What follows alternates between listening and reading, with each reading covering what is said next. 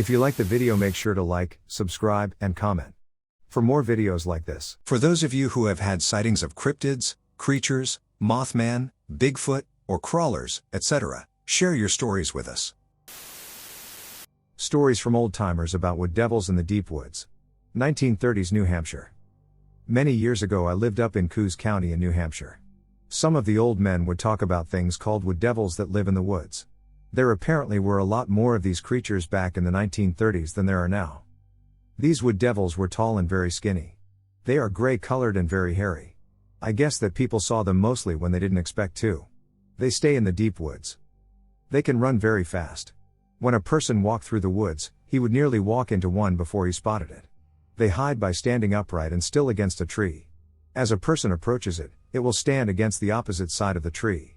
As the person passes, it will move so that the tree is always between the person and the tree. If it cannot hide, it will still stay perfectly still until it knows the person sees it. They make awful screams.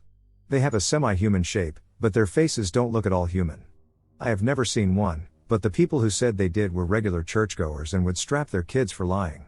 I don't think they would carry on discussions of things they made up. The three-toed mating monster. New Hamburg, Ontario.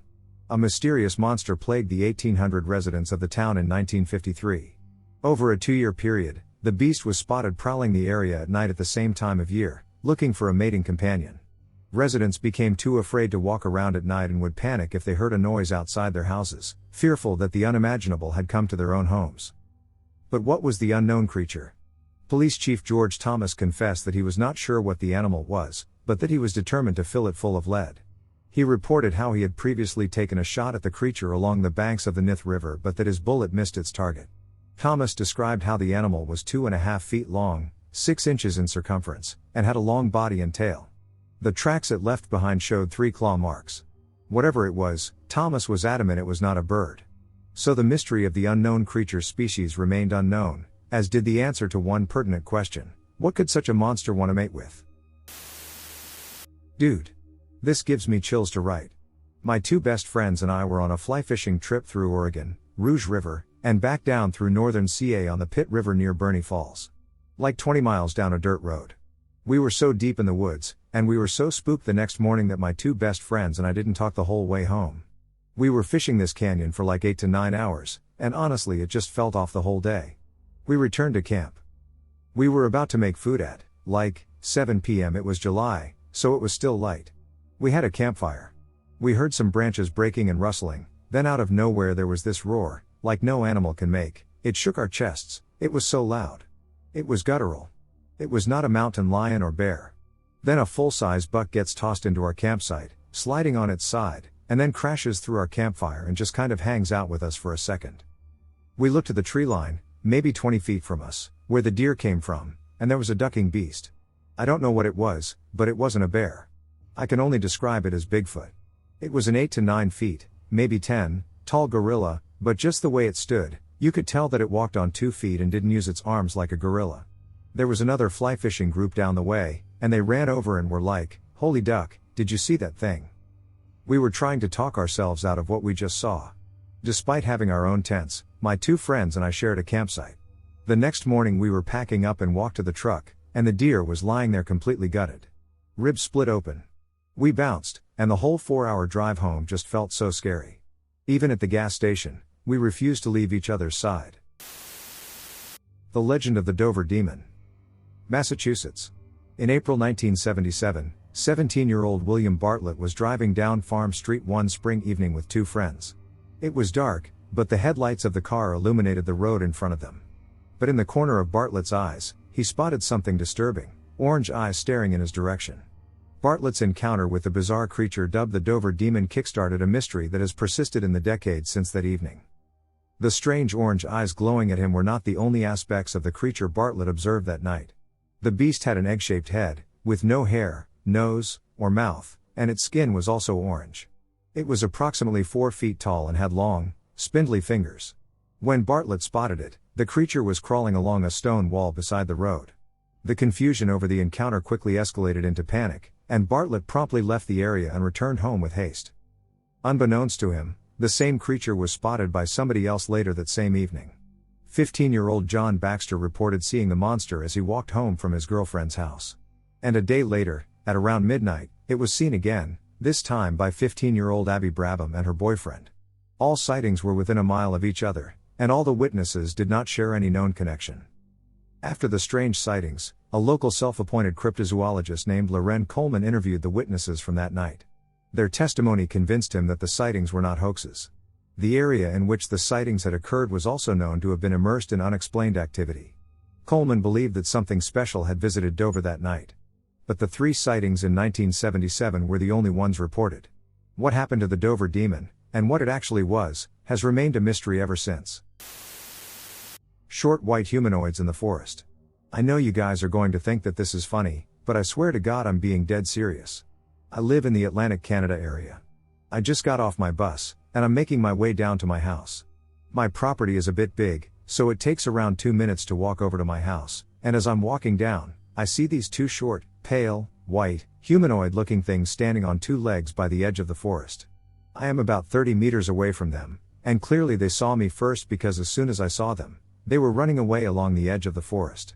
I didn't run, but I speed walked to my house, and I made it to the edge of a hill. I looked into the forest, and I saw and heard both of them running into the woods in front of me. Eventually I stopped seeing and hearing them. A couple of minutes later, I came out of my house and inspected the place. I saw them run into the woods. I didn't find anything. I was going to check that area where they originally were, but by that time it was dark out. What did I see? My partner and I were out walking my dog last night, trying to get her to poop before bed. We had walked all over town. I could tell she was trying to find a spot, but she is an extremely picky pooper. Everything needs to be perfect for her to go. Anyways, we finally found a small wooded area on Manhattan Drive, an apartment building with some trees, etc., surrounding it. So the scary part. Which admittedly was not scary at all in the moment. Or in hindsight. But it was pretty weird. So I unhooked her leash and let her run into said wooded area hoping for a poop. She went in to do her business, but we lost sight of her. We start looking for her, and both of us center in on this black spot that looks like her when she's squatting. I told him I found her, and he also thought he saw her. So we are staring at this black blob about 5 feet away, assuming it's her. It kept morphing in shape, getting taller, way taller than a dog, then smaller, and shaped like the dog squatting. So we are staring at it waiting for her to come back, cause after a good poop she will bolt out of the woods and we have to make sure we keep an eye so we can catch her and get her back on leash. Anyways, then she ran out of the woods from a totally different direction. Blob remained. I was like, that was weird. I was staring at this black thing in there that kept changing shape. I thought it was her, and he was like, me too. WTF was that? So we shrugged our shoulders and walked home. I wanted to come on here and share my story. Until last night, I never believed in anything cryptid, and I feel like today the entire world is different and terrifying, and I don't know how to feel better about it. I have a house in a pretty populated area in Michigan. There isn't a ton of woods, but there's a tiny patch of about 4 acres right behind my property. Last night around 9 p.m., I was taking my dogs out and heard leaves crunching in the woods in front of me. At first, I thought it was just a deer since we have a few of those around. I continued to hear leaves crunching and looked up because usually the deer freeze when we go out, except this didn't freeze, and it definitely wasn't a deer. I didn't know what I was looking at, even though I could see it so clearly with our porch light on, and it was only about 20 feet away from me. It was white, 4-ish feet tall, and all I could see were legs. I took the dogs inside and went back out to look because, for some reason, I didn't feel afraid. I just needed to understand what I was looking at. I got closer, and it continued to slowly walk between my property line and the woods until it gradually turned into the woods and walked away. I tried to think rationally and convince myself it was a deer, but I could see the entire thing, and there was no deer to be found. I know what I saw. I went inside and told my husband I saw a strange-looking white thing that looked like an N, and after looking it up and seeing drawings and pictures online, I am completely positive I saw a Fresno nightcrawler. From what I can see online, they're harmless, and people even think they're cute, but I do not feel safe anymore. How can I feel better about this? Yesterday, cryptids, monsters, and everything scary were just stories. Today, the fear is real, and I'm grappling with it in a horrifying way. I am genuinely so scared. I don't want to live in this house anymore, and I just want to feel safe. Just looking for answers, help, anything anyone can offer. I and 2 other people once followed an old logger trail way up in the cuts, and about 2 a.m. something off in the distance started roaring, I guess you could say, and we listened to it getting close. As it came up on top of the hill, it was like this thing, whatever it was, just came running, more like charging at us, but it would stop every couple of feet as if trying to scare us off and checking to see what we were doing. It wouldn't come out in the open, it only stayed right in the brush line where it was super thick. Nobody possibly could be moving through that thick brush without getting messed up pretty badly, lol. But it would only come to where you could see the outline of it, and it was massive and standing like a man with 2 legs. Its roars were like being next to a stadium speaker, how you feel it rattle your guts and insides. We jumped in the truck, left whatever we couldn't grab, and bailed like maniacs back down this road. The guy in the back of the truck barely managed to jump in and was holding on for his life because we were bouncing all over the place. When we were way down the hill, we saw this big black thing walk out into the clearing and was watching us leave. Scared the living crap out of all 3 of us. The one guy in the back of the truck moved a few days later and refused to talk about it. Dog man or Bigfoot, who knows, but it was the scariest night of my life. Paranormal dog creature in Maine. I reside in Palmyra, a town in northern Maine. The other day I was walking around my property when I heard something growling in the tree line. The woods around my house are very dense. I was taking my German Shepherd dog for a walk when suddenly her ears perked up and I heard the growling. I looked over to the tree line, and I saw what looked to be a headless wolf. By the time I had gotten a good look at it, it slowly turned around and walked off into the woods. I haven't seen it since. Any suggestions or ideas of what it was or why it's here? I'm being stalked. Recently my boyfriend and I found fresh remains of an animal at a mountain park, and later on, as we were sitting inside our car, my boyfriend claimed to have seen a tall, white, and skinny humanoid with hollow eyes from his rearview mirror creeping towards him from the truck bed to his driver's side door. We are in a single cab. Obviously spooked, he quickly got us out. Once he had told me what he saw, I was a little reluctant because I didn't see anything and my windows were rolled down. Unfortunately, from there it started stalking us in real life and dreams. My dreams have been very violent, vivid/lucid, and in which I was required to fight back. In the dream, I was in my room, and 3 knocks came at my door. I had a conscious thought not to open it, but once I had gotten up to lock the thing, my BF described it as coming in and attempting to pounce on me. I fought back and don't know how. I had thrown it on the ground, and it just disappeared, but then later in the dream I went to talk to my mom, and out of the blue she pulled a chief Native American headdress. Then another 3 knocks came to my window, and I saw this demon-like creature just crouched, staring at me. We've been cleansed by a certified Catholic cleanser, but the presence has not gone away. Also, my boyfriend has been hearing the Charo Negro walking around his house and dreamt of him being dragged by the carriage. He broke free in the dream but said the Charo just kept moving forward. I believed it either attempted to or had attached itself to me because after the cleanse, I was trembling, pale, and cold. I felt weak, as if a part of me was taken away from me. I was feeling very weak and wanted to give up my life. My boyfriend as well had a feeling of despair. We really don't know what else to do to help. Someone found the remains. At a mountain park spot in GA, the Gainesville area and the mountain are adjacent to Lake Lanier. We both are clean, no drugs involved. I came face to face with a 7-foot figure that defies what I know. I need your help. I have randomly been thinking about this experience a lot and realized there's a whole community I can ask about it.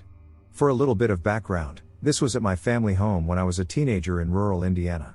I had already had other insanely weird ghostly experiences at this house and property, and I am all into the weird and unknown. Although this experience actually gets me panicked anytime I think about it. I was walking my puppy Apollo by the wood line at night. We had a big yard, so obviously he had no leash on. This tree line was too huge, the woods too, as well. It was pitch black, and I usually am always paranoid in the dark, but I felt insanely weird that night. It really felt like something was watching me, like the physical reaction your body gets to it. Like being stalked. I soon realized maybe I was more than paranoid and started to walk back down the gravel road back home, which was a bit away. We lived in an area where people would be caught hiding in the woods from the cops. It was a really meth-ed out area, so I wasn't taking any chances. Well, I took only a couple of steps back when I heard this giant thunk sound. It legitimately sounded like someone dropped a bag of bricks from up high. The sound came from inside the woods and sounded like it was parallel to me. I had my dog with me, so I was going to yell, "He ducking bites." Assuming it could have been another guy on the run, but before I said anything. This tall, I believe 7-foot figure comes out of the tree line. It had sickly white, pale skin and was completely starved. I could see its bones poking out of the cloth it wore around its waist. A human-like body with our hands and feet but lanky limbs and an abnormally wide chest. The face was genuinely the worst and most confusing part. Imagine a deer skull without antlers. Yeah, kind of like that, but much wider and flatter on the front-facing part. No indentations for nostrils either, it was just flat and smooth. Although unlike a skull, it was covered in the same sickly pale skin. It had 2 sets of eyes and looked to be no mouth. It wore some sort of wooden headgear I couldn't take time to comprehend. No ears, but had short, tangled, dark hair on the back of its head. The look I exchanged with this creature was short, but it haunts me. The most insane part to me is that it almost looked terrified of me as well. It looked surprised and even froze in place as we just looked at each other. Didn't reach out to me, just looked at me. The eyes were pitch black, like an animal's eyes. Really? It was like a deer in headlights. My dog, being smart, immediately ran and waited for me at the foot of our porch until I snapped out of it and ran too. I can't say I blamed the little dude for leaving me either, at least he waited. I looked back while running and saw the figure fade back into the woods. Fast forward a week later, and I started getting knocking and scratching at my bedroom window every single damn night. My window was up high too, at least 8 feet from the ground. This went on for a week until I asked my friend who lived next to me to go outside and tell me what they saw. While I was on the phone with them, hearing the scratching against my window, they said they saw nothing. They thought I was the one scratching, and I was ducking with them, but I wish I was. This went on for months, and I had awful nightmares all while it happened. Eventually they stopped, and my dreams became less apocalyptic. I wonder, was this a Wendigo? I didn't think they would be afraid of humans or look like that. Is it something entirely different? Please, I have been sitting on this for years. Tell me what you think. I believe this was an episode of Paranormal Witness. The narrator was a young park ranger in the PNW in the 70s, I believe. He'd gotten the job after serving in the army in Vietnam. Immediately strikes you as a stoic and no-nonsense kind of guy, which makes the story even scarier. One day, he was hiking alone. If my memory serves me correctly, he was off duty and didn't tell anyone where he was going or when to expect him back. I'm not sure why he would do that in such a remote area, but whatever the case, it was getting close to dusk, and he wanted to make it out soon. He came across a Sasquatch that I think was above him on a cliff face. He looked genuinely terrified, recalling how human it acted and how it emulated his movements. He knew he had to haul us back to his Jeep, so he got moving back to where he came from. He recalls definitely feeling like he was being watched, and when he got to a clearing, his feelings were confirmed. He heard literally no noise in the clearing. There were no birds, squirrels, or any other noises in the clearing. He knew it was nearby. As he ran towards his car, he heard heavy footsteps. The footsteps grew louder as he approached the Jeep, and the sound of broken saplings intensified as he neared his car. The creature was clearly determined to harm him. He eventually told his boss about the encounter. Instead of laughing at him as you'd expect, the supervisor sternly told him to never tell anyone about what he saw. And for a few decades, he didn't. I saw a very tall thing. And I don't know what it was. Looking for info. So my family recently drove from our home in Georgia to our hometown in Kentucky to visit family. We were driving through this really windy road in God knows where, Tennessee, somewhat close to the Kentucky border, when I saw something strange. My husband was asleep at the time, and I was driving. It was kind of rainy and super foggy, so I was on high alert, paying attention to the road. I came around this bend, and about 20 feet in front of me to the left was a tree line. I was focused on the road, but out of my peripherals, I saw what looked like a tree move. Like no joke, something that was as tall as the trees, at least 3 stories tall, just up and walked away behind the tree line. When I passed it, I looked back at the tree line, and nothing was there. I've tried Googling tree-like cryptids, and nothing really comes up. Does anyone know of any super tall, forest/mountain dwelling creatures that would be along the Tennessee/Kentucky border? My crawler sighting in Montana. In 2012 I was 16 years old, and my parents lived in a tiny trailer in an RV park in western Montana. For those of you who don't know, it's all pine trees and mountains. The area is basically completely hugged by the mountains. The highways and roads travel right next to them. In the middle of the night, one of my family members was in the bathroom, and I had to pee really badly, so I stepped outside onto the wooden deck to go pee in the yard. Typical guy thing. While I was doing that, I looked at the edge of the yard, which is next to the highway, and in front of the trees and bushes, I saw it. My brain couldn't even comprehend what I was looking at out of what I can only describe as fear and confusion. The creature I saw was pale in color. White/pale/pink, it is clearly not a natural off color. I would also describe it as having an almost clammy look. Unnaturally skinny. Emaciated, just like everyone describes. The limbs of the creature were extremely thin and spindly. It was on all fours, not standing. I never saw it stand. I was so shocked by what I was seeing with its overall body and shape that I wasn't able to see its facial features. I don't remember anything about its face. Once I saw it and registered how disturbing it was. It immediately ran away. I can't even describe to you guys how fast and unnaturally it ran away. It was fast. Faster than a cat. You guys might laugh, but I would describe the way that it ran away as the combination of the way Smeagol moves in The Lord of the Rings and the way a deer hops. I would be more than happy to answer any of your questions, and no, I have no interest in whether or not anyone believes me. I've lived with it for 12 years just fine. I haven't seen one, but my uncle did. In Vermont. He is a lifelong hunter and damn good at it. Fearless, badass kind of guy. He doesn't sugarcoat anything and would never tell a lie such as this. He told me that he was walking in one morning with his bow to hunt some white-tailed deer. It was still dark. He was stopped by the most insane, loud, crazy, guttural scream.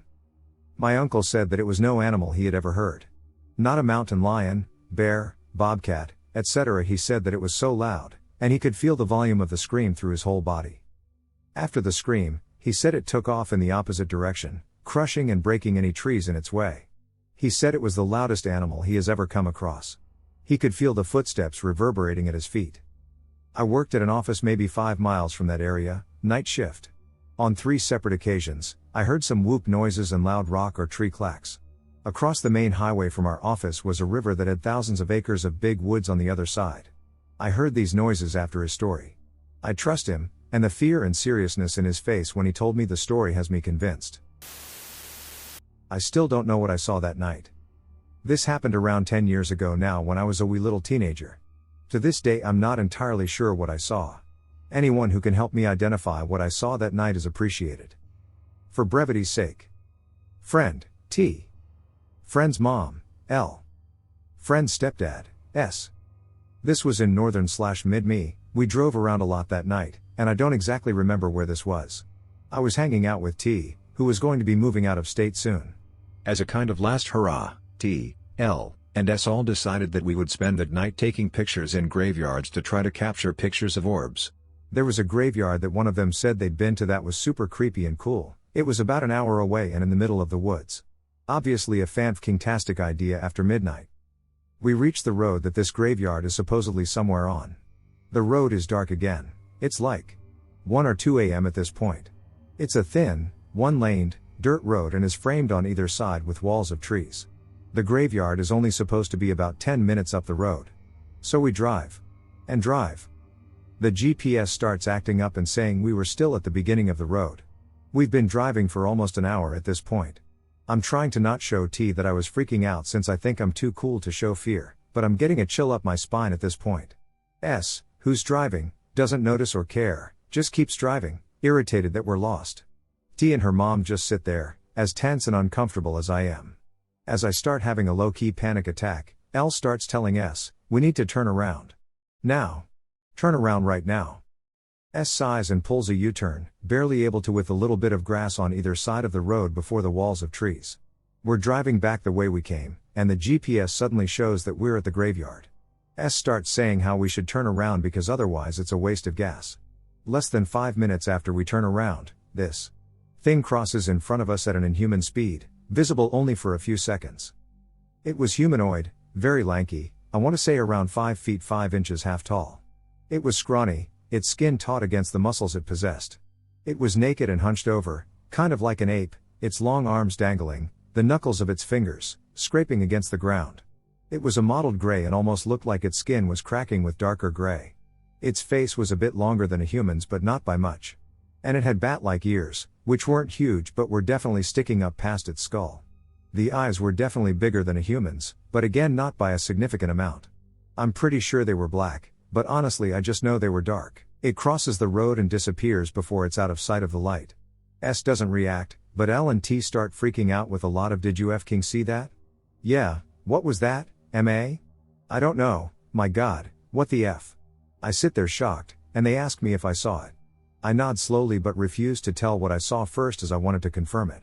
Elle claims she only saw the outline but describes the outline perfectly. T says something like, I saw that too, only it was like three-dimensional. Finally I tell them what I saw, and the car just goes quiet. We went straight back to T's after that and had nothing else strange happen. Well, except for the fact that it only took us 10 minutes to get back off of the road that we'd been on for an hour. I've read some stories about similar creatures and have seen some artist depictions that seem similar, but I can't quite pin this thing down with an official cryptid title. So does anyone have any clue what it was? Mystery humanoid. Recently I had an experience with a creature seeming to be some sort of mix of a Bigfoot and a skinwalker. Recently, when I turned 13, I was in the car with my father, driving through Thetford Forest at night in Norfolk, England. I looked out the window to my left and saw a tall, seemingly 6.5 to 7 foot, pale, skinny, but yet thick humanoid with large, piercing eyes. I was stunned, so I looked forward and tried to brush it off. I experienced a genuine fear. It wasn't as if someone was targeting me, but rather an inexplicable, instinctual fear. I then saw it twice again in the span of 5 minutes, though I think that was my brain trying to process the situation. Now, anytime I go past a woodland at night, my body naturally tenses up, and I feel followed when I'm alone in the dark, and I've never had that feeling before. I hope I can get some sort of conclusion for this experience. When my two best friends and I were about 15, some very strange things were happening on their dad's ranch. I don't know what it was, but keep in mind this was in southeast Appalachia, the part that's considered a rainforest. When we would hang out at the ranch, we'd stay up late and go walk around outside. The edge of their ranch is bordered by a heavily forested mountain. When we hung out over there, it was dead silent, whereas everywhere else on the ranch had some ambient noise, insects and the like. Eventually we started hearing things, faint sounds of things moving around in the forest. I don't know if our eyes started playing tricks on us, but we eventually started seeing things too. The first time it was me who saw it. The dad who owned the ranch is an army veteran, and he had some very bright flashlights he would let us use. I was pointing the flashlight at the tree line on the edge of the ranch from about 50 feet away. I very distinctly saw a pale white, long, and unusually skinny arm reach out and grab something, immediately pulling it behind the tree line to where we couldn't see it. At the time I was one of the fastest 400 meters runners in our district track series, and I dead sprinted past them to the back porch of the ranch house. About 10 seconds later they caught up to me, and I described to them what I saw. We all went pale in the face and decided to pack it in for the night.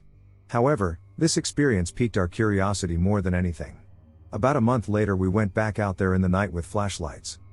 This time we were clearly hearing something large moving back and forth around us in the tree line. One of my friends got about 15 feet away and just a few seconds later came sprinting by us. We sprinted with him to the back porch again. He said he didn't get a good look at it, but when he got close, something big chased him away, bigger than the usual raccoon/coyote judging by how loud it was moving through the bushes. This freaked us out again, but it didn't keep us away entirely. This last part is what really freaked us out. We never went out there again at night after this. Their dad had horses on the ranch. The pasture they roamed went down to where we were experiencing this stuff. When we got to the area, well, something had ripped one of the horses' throats out and left the body. It was brutal, its head was only attached by the back part of its neck. What is that?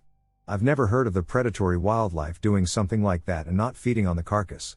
Does anyone have an explanation for what was going on? Have you encountered any similar situations in that area? Do I have a dogman near my house? Let me start by saying I'm not a big believer in Bigfoot, dogman, or any of the such and sundry humanoids people claim to see in the forests. But this feels different. My grandmother, before she died, owned a house that sat on 20 acres or so in a prosperous Twin Cities, Minnesota suburb. The house is on a hill with forest around it. Turkeys, coyotes, deer, birds, foxes, and squirrels have all called it home. However, I've been getting weird vibes from it lately. All the deer have fled and are gone. Not a single sighting of one of them there for months. Whenever I go over there, it all looks very still, with not even a lot of squirrels and birds running around. In my 20-odd years of going over there, I always hiked around there and never got a silent, still unwelcome vibe. In the occasions when I did walk, I got a strong get out now vibe. And then I saw some evidence that convinced me for sure something weird was up. In the front yard was a freshly skinned deer pelt, with some of the fat and skin still underneath. There was a trail of sprinkled white and black deer fur for nearly 12 feet around it with some loops. It's almost like the message, "I'm here, Stay out if you know what's good for you. Is it a dog man? A Bigfoot? Nothing? Thoughts, please. UFOs, Bigfoot and cryptid encounters reported in PA 2017. The following is a synopsis of some of the intriguing reports that came to attention during 2017. For many years, residents along the Chestnut Ridge area of Westmoreland County who are familiar with the sounds of the local wildlife have been reporting loud howls and screams that they couldn't identify. In January, very long, high-pitched, siren-like screams were again reported. 2 days later, from the other end of the state in Schuylkill County, very similar sounds were also heard. The witness involved was a wildlife biologist who heard the sounds on 3 different occasions within 2 days and tried to record the vocalizations. The scientist who was trained to identify animal sounds was unable to do so. In early February, in a rural area near Latrobe, witnesses driving through the area during the early morning hours watched a strange animal run across a road into a field. The animal was described as dark brown and 4-legged, stood about 4 feet tall, was thin and graceful, and had a long pointy snout with no tail. Also during February, 3 daylight sightings of spherical objects were reported within a week from widespread locations. In Forest County, a silent black object hovered low in the sky while a number of small round objects maneuvered near it. Some of the spheres appeared solid while others were transparent. The larger object and the spheres accelerated into the sky and were lost from sight. A few days later, a resident near Katanning in Armstrong County was observing what appeared to be a military aircraft with a contrail. As the witness watched the jet move across the sky into the distance, he noticed what appeared to be a solid silver sphere hovering higher in the sky near where he had first spotted the jet. As the witness watched, the silver sphere streaked across the sky towards the northeast and was gone in seconds. 4 days later, another observer near Suttersville in Westmoreland County watched an aircraft enter a cloud and exit it that afternoon as it continued on its journey. Suddenly, the man saw a bright silver sphere appear in the sky at a lower altitude. The sphere followed slowly along a path toward a cloud that it entered. The witness watched for several minutes, but the object never exited the cloud. During the year there were observations of formations of lights as well as triangular and rectangular objects. In April, in a wooded area of Luzerne County, a witness was riding a bike that afternoon when she noticed movement along a tree line.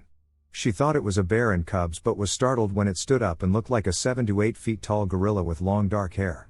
The creature had very long arms and placed its hands on its face as it took long strides and walked off into the woods. The witness had the impression that the creature may have been injured. Bigfoot sightings are reported yearly in Pennsylvania. Additional Bigfoot sightings were reported from various locations in 2017, including Westmoreland, Fayette, Butler, and Cambria counties. In late April of 2017, a witness in a rural area of Crawford County, Pennsylvania, observed a strange animal near her pond. The animal had a furry body that looked as black could be. At that distance, the animal appeared to have a body about 3 feet long, and the tail length was about the same. The tail hung straight back and curved up at the end. The witness felt that what she saw was a panther. There have been many reports for years of what witnesses describe as black panthers being reported from many areas of the state. In May, at a location near the Chestnut Ridge not far from Ligonier, a couple reported seeing some strange, huge, dark birds unlike anything they had seen before. In one instance, a group of the huge flying creatures landed in their backyard. They were familiar with the local birds, and they thought what they were looking at was similar to condors. They estimated that some of these creatures stood between 4 to 6 feet tall with wingspans from 10 to 12 feet wide. They were able to obtain a few pictures that show one of the creatures with a large head and neck extended straight up. There has been a long history of sightings of huge birds in Pennsylvania and elsewhere that are commonly referred to as thunderbirds.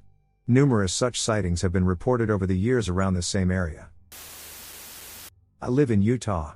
I'm pretty sure I had an encounter with a skinwalker or a Wendigo. I am 25, male. I live in Utah, and I'm curious if any of you have seen anything like this before. I'm pretty sure I saw a Wendigo or a skinwalker.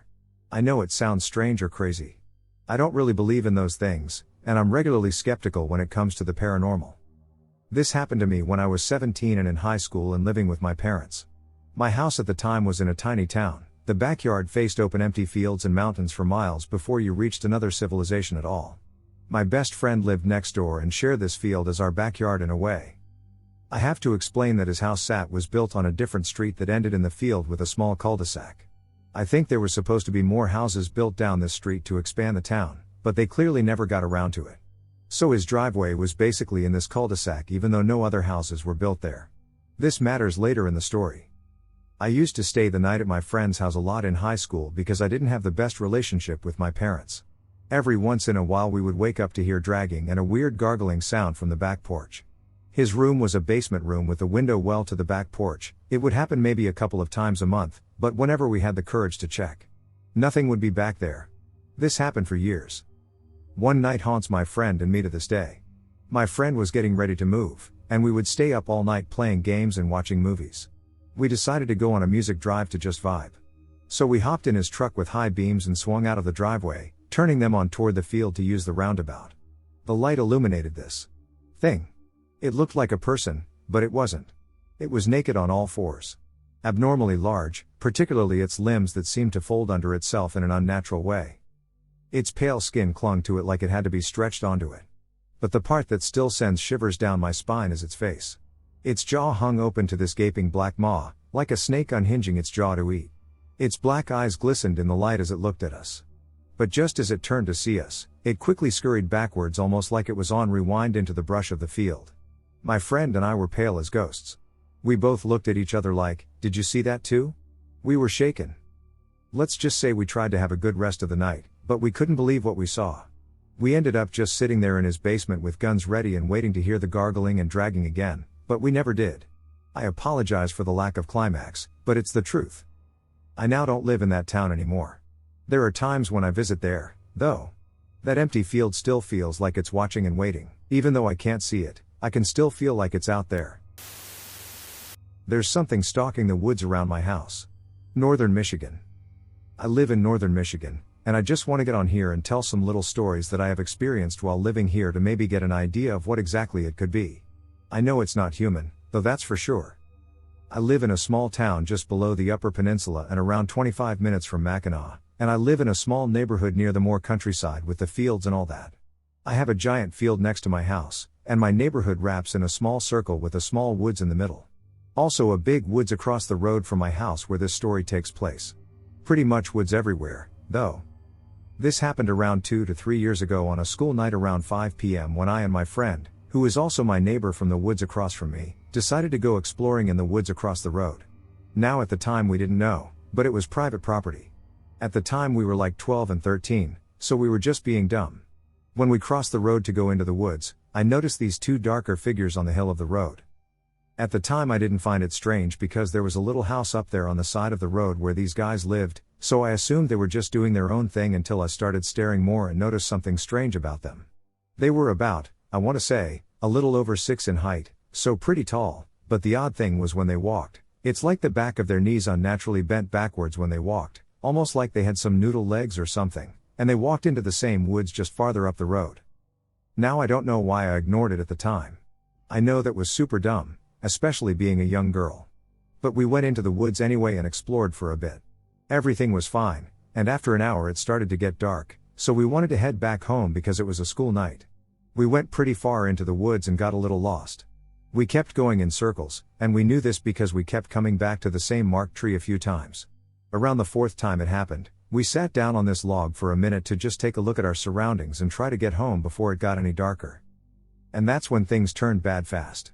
We started hearing noises that, oddly enough, sounded close and far away at the same time. It was so strange we couldn't tell how far it was, but it was coming from our left. We were silent because once we saw the marked trees and all that, we knew it was private property, and that was also a reason we were trying to get out of there. Then all of a sudden we heard this loud scream of just pure agony that sounded like it was from a man. And before you say bobcat or anything close to it, I've heard them, and it wasn't that. It sounded like a man but a little off. It was loud and sounded like a guy in his 40s 50s, I'd say, just to get the idea of the tone of voice. The scream lasted about 8 seconds, and it just went silent again, and my friend was in tears, and we were frozen. We just started booking it a few seconds later to where we thought was most likely our best bet out. Luckily we were able to see a red car on the main road through the trees that we followed the direction of to get out. We came out of the woods on the main road and crossed back to the side of the road my neighborhood was on. We were so relieved to finally be out because it was just about getting dark in a few minutes. But something else happened. My friend thought it would be a good idea to scream at the woods, "Fuck you," and flip off the trees and laugh. And when I tell you as soon as she did that, these huge, tall trees that were not thin just all started rustling in a path from the woods to the road. These trees were rustling heavily. I mean, all the way to the top of the tree. Branches were moving fast, like something was running towards us. But we couldn't see anything at all. We jumped and bolted to my house, and that's when my mom drove her home because we were definitely not walking near those woods. I don't know what it was, but I have many more experiences with what I believe to be the same thing, and it's gotten to the point that my mom has seen it as well in the same woods at night while looking for the neighbor's lost dog. She said all she saw was red eyes about 6 feet in the woods, and she got out of the car, and it made a huge growl, so she booked it back in the car. Cryptid sighting report, humanoid figure in Reno, Nevada. Date, January 16, 2025. Time, between 12:45 a.m. and 1 a.m. Location, Talbot Lane, Reno, Nevada. Weather conditions, clear skies, temperature approximately 25 degrees Fahrenheit, -4 degrees Celsius, light breeze. Description of the sighting. In the early hours of January 16, 2025, between 12:45 a.m. and 1 a.m., I was inside my apartment on Talbot Lane in Reno, Nevada, when I heard an unusual sound outside.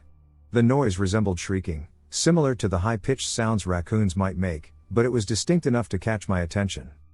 Upon looking outside, I observed a humanoid figure in the grass. Initially, I thought it might be a person wrapped in a black blanket or coat, as the figure's head and body appeared covered. However, its presence felt distinctly unnatural. Before I could observe further, the figure turned slightly toward me, which intensified my fear. I did not notice any glowing eyes, possibly due to my heightened fear and the darkness. Physical description of the figure: shape, humanoid, with a dark, draped appearance, resembling someone covered in a black blanket. Movement, minimal, the figure seemed to be standing or crouching in the grass. Other details: no clear facial features or glowing eyes were observed.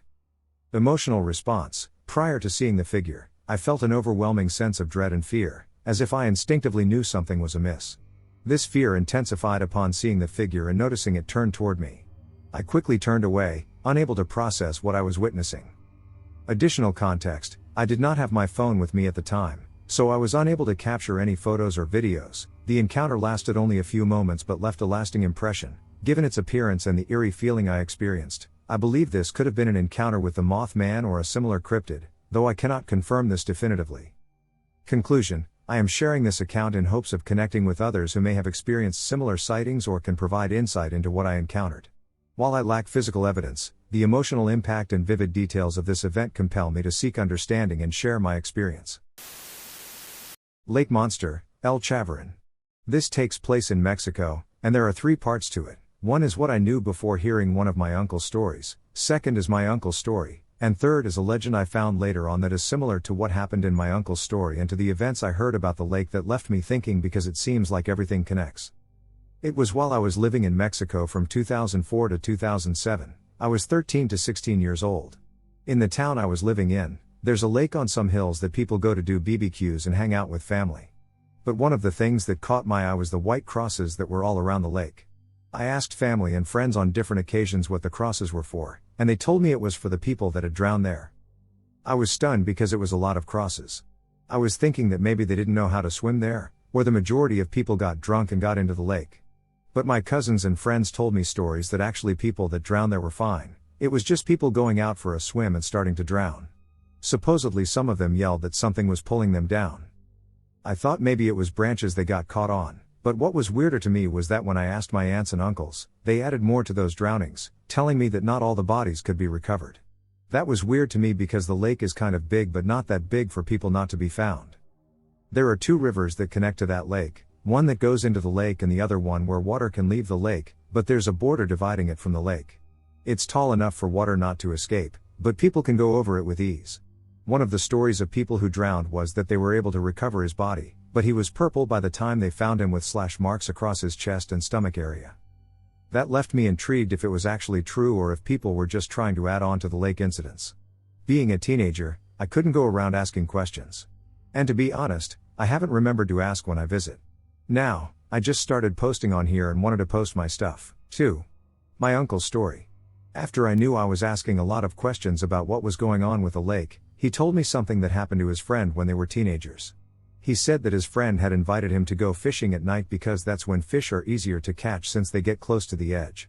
He told him no because my grandma had grounded him. Later that night, after midnight, my uncle heard banging on the door, and the doors out there are made of metal, so it shook them pretty bad. My grandma and uncle got up, and my uncle went up to the door and opened a little window on the door to see who it was. It was his friend, wide-eyed and pale. My uncle asked him if he was all right, that it looked like he just saw a ghost, and my grandma told him to bring him inside. They sat him down and calmed him and were asking what had happened and where he was coming from. He told them that he ended up going to the lake alone on his bike with his gear and was camping it out there hoping to get some fish, but after a couple of hours that he wasn't having luck, he decided to leave. He was on the other side of the lake, so he had to go around, and it was a bright night, so he was able to see well the dirt road. He was going around the lake when he saw something coming out of the other side where he was going to pass, but he didn't pay that much attention to it, thinking it was a turtle or a big iguana that roamed around those parts. They grow like 3 feet long and are dark instead of green. So, he was riding along, looking over to see this thing coming out on all fours, and he saw how its wet skin was shining due to the moonlight and saw how it had, like, a reptilian tail but short. The best he could describe it was like if it was a stump of a tail, but it was pointy and really wide, almost as wide as its body, he said, and he couldn't tell if it had a neck, it just looked stocky from its upper body. He was just looking at how this huge lizard just came out of the lake when all of a sudden it stood upright on its rear legs. That's when he got really scared because he was able to tell that it was big. He estimated it was 2 meters tall, 6 feet 7 inches. He made a noise, and this thing turned around and looked at him. It had big red eyes. To be able to tell they were red from his distance, he knew they were big. He was like 20 meters away, 65 feet. He started pedaling hard with all his fear because, to top it all off, this creature was downhill from the only road that leads him out of the lake, and it was just staring at him, following him with its stare. As soon as he was parallel to the creature, he gunned it down the road and didn't look back at all until he got to my grandma's house, which was closer than his house, just 5 minutes away from the lake on a bike. He stayed over and left the next day still shocked. 3. Town legend, El Chavarin. I came across this legend a few months after my uncle told me his story and left me stunned because it was too much of a coincidence with everything I had heard by then. The legend takes place in Ameca, Jalisco, Mexico, and it's about a fisherman named Lucio that was struggling to provide for his family and made a deal with the devil. He found gold soon after but got paranoid with time and thought his family was just with him for the gold. Since the day he had made the deal, he was always carrying around a snake, so one day he took his gold and snake, and the people in the town saw him jump over a bridge into the river and never saw him again. Legend goes that he got transformed into this lizard-like monster with big, scaly skin, big yellow eyes, and a small tail, and he is the cause for people drowning in that river and the waters that connect to the town's rivers. The town I was living in is only 30 minutes away from there. The Chupacabra effect. The chupacabra is a cryptid from Central America described as a blood-sucking reptilian. Yet other reports say it's a hairless canine. One sighting even describes it as a giant insect. So what gives? When it comes to cryptids, there's sometimes an overlap where unknown animals are given the names of local cryptids. For example, the chupacabra was first established in Puerto Rico as a reptilian that fed on goats. Yet later on it was reported in the United States that the chupacabra was a hairless dog. So what happened? It's most likely that someone saw a hairless dog and, not knowing that it was actually just a regular dog with mange, thought it was a completely new animal. Not being familiar with what exactly a chupacabra was, the person called it a chupacabra since they were vaguely familiar with the term and knew it referred to some kind of unidentified animal. This then spread, and we now have dozens, if not hundreds, of chupacabra reports that are nothing like what it was originally described as. I propose the term chupacabra effect to describe when a cryptid is grouped under the same name as another cryptid due to unfamiliarity with what the original cryptid is and geographic proximity. A similar phenomenon can be seen with early Jersey Devil reports. The Jersey Devil's most popular and original interpretation is that of a hooved demon with wings. Yet in the early 1900s, there were multiple sightings of things referred to as the Jersey Devil that were nothing like the hooved creature. In one sighting it was described as having the head and hindquarters of a cat, with the framework of wings and a kangaroo tail. In another, it was said to look like an Airedale dog with forequarters higher than its rear, which crouched as it lobbed along. Its back teeth had 4 prongs, into which the uppers fit perfectly, and its hind feet had 4 webbed toes. If you have any thoughts on this, let me know below. I think I saw a dogman. This happened in Connecticut, the United States, in 2008, I think. I actually saw this thing twice. The first time I saw it, it was at night. For context, when I was little, I used to always stare out the window at night that faced a wooded grove that was about 100 yards or so away from the house and fall asleep staring out the window due to how peaceful the night was in the woods. So one night, when I was about 8 or 9 years old, I was staring out the window when suddenly I noticed two yellow lights in the woods. At first I was confused, thinking that a car was somehow in a tree. But as I stared more, the yellow lights disappeared and then reappeared in the same spot, almost like blinking eyes. As my groggy brain took a closer look at the lights, I started noticing other odd things, like how the tree these lights were showing up in was a little thicker than I remembered, and how there was a giant wolf head in the tree and that the yellow lights aligned with the head to be its eyes. This is when I was getting nervous, and I bumped my head on the window accidentally as I was backing away. As soon as my head hit the window, the wolf's head suddenly turned towards it, and the rest of its body began to emerge from behind the tree. The wolf head turned suddenly towards my window, and the rest of the creature's body started emerging from behind the tree. The body was hard to see at first because it was jet black and perfectly blended into the shadows. But now it was stepping out into the moonlight, and I was freaking out because this wolf was on two legs. And the top of this wolf's head was a good 10 feet off the ground. The wolf stayed in the tree line but was still very much visible from my window, and I could tell that it knew exactly where I was even though there were no lights on outside for it to see me with. By this point I had seen it more than enough, so I quickly slammed the curtains shut and hid under my covers that whole night waiting to hear it clawing at the window to get me. Fortunately this didn't happen, and I stayed buried under the covers until my alarm clock went off the next morning. I never told anyone about it because although I saw it myself, I still couldn't believe that it had happened. The second encounter happened 12 years later during a 4th of July celebration. My dad and I were setting off fireworks in the backyard to celebrate, and when we were done with the fireworks show, as my dad and I were packing up for the night, I saw the same pitch black wolf head peeking out from behind the shed with the same glowing yellow eyes. The head was absolutely massive. It was precisely the same size as the 3-foot wide window on that side of the house. When it saw me staring at it, it quickly ducked its head back behind the shed. I told my dad that there was a big dog back there, and he chalked it up to coyotes. Well, if it was a coyote, then how did it manage to stand on 2 feet, and how did its face take up the entirety of a 3-foot window? I don't know for sure what I saw, but it matches descriptions that have been given for dogmen by other supposed witnesses, so until I see otherwise, I'm going to say that what I saw was a dogman. It was terrifying to see both times, and I never again want to see it or anything like it. I live in Orange County, but I swear this place is roaming with void figures and apparitions.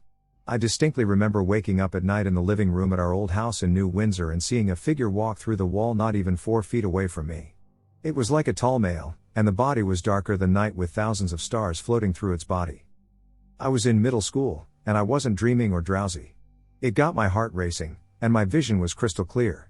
At our old house we had a big window in the living room that let in a lot of light, and I saw that thing walk through the wall. It wasn't a shadow from someone walking outside, it was three-dimensional and existed in 3D space next to me. I flipped over and cried until I fell asleep. A few months ago I was coming home, and as I pulled into our driveway, I saw a tall black figure approaching my car. I literally screamed, and it disappeared. I was of sound mind, not fatigued, and not on any drugs/alcohol. It was just like a 3D shadow walking in front of me. I called my dad to stand outside and watch me come in. I was that freaked out. My family has also seen a glowing wolf in our area. My mom and grandmother saw it one night, both of them in the car. They saw it, and it had a glowing aura around it and like silver fur. It walked into the wall of her house and disappeared. I remember waking up to both of them freaked out, calling the police and the HOA because this thing was massive. I was asleep in the back and reeling from stomach flu, so I never saw it. My dad and my uncle from Cali saw the wolf too one night. It crossed in front of their car on 94, and they both were like, "That's the wolf from Nana's house." They described it the same as what my mom and grandmother saw. It crossed the road and disappeared into nothingness. For what it's worth, my family isn't overtly superstitious or anything. I believe in some sort of afterlife, but the shit I saw and what my family witnessed, I can't explain. I can't explain how a wolf can walk into a wall and two people of sane minds see it, or how a shadow can have stars floating in its body. Girlfriend saw something in the yard. My girlfriend came home from work tonight around 10. She came inside and said she saw a couple of things in the yard. She explained, "I thought it was you and her son's name, trying to scare me. But then I looked and saw two things jumping away. They weren't animals or humans. They were white/grayish and looked like aliens. So I went outside to take a look with my phone flashlight and shined it towards the woods. I did, in fact, see two pairs of eyes looking back at me. One disappeared and then the other 15 to 30 seconds later. The odd part I realized about 30 minutes later when I went back out to where they were at was that there was tons of brush, and there wasn't a single noise when the eyes went away. There was no rustling or any other noise. I don't know what it was. At first I thought it was the kids across the street playing outside, but it definitely wasn't. I believe her saying it wasn't human or animal just because I've had a similar experience.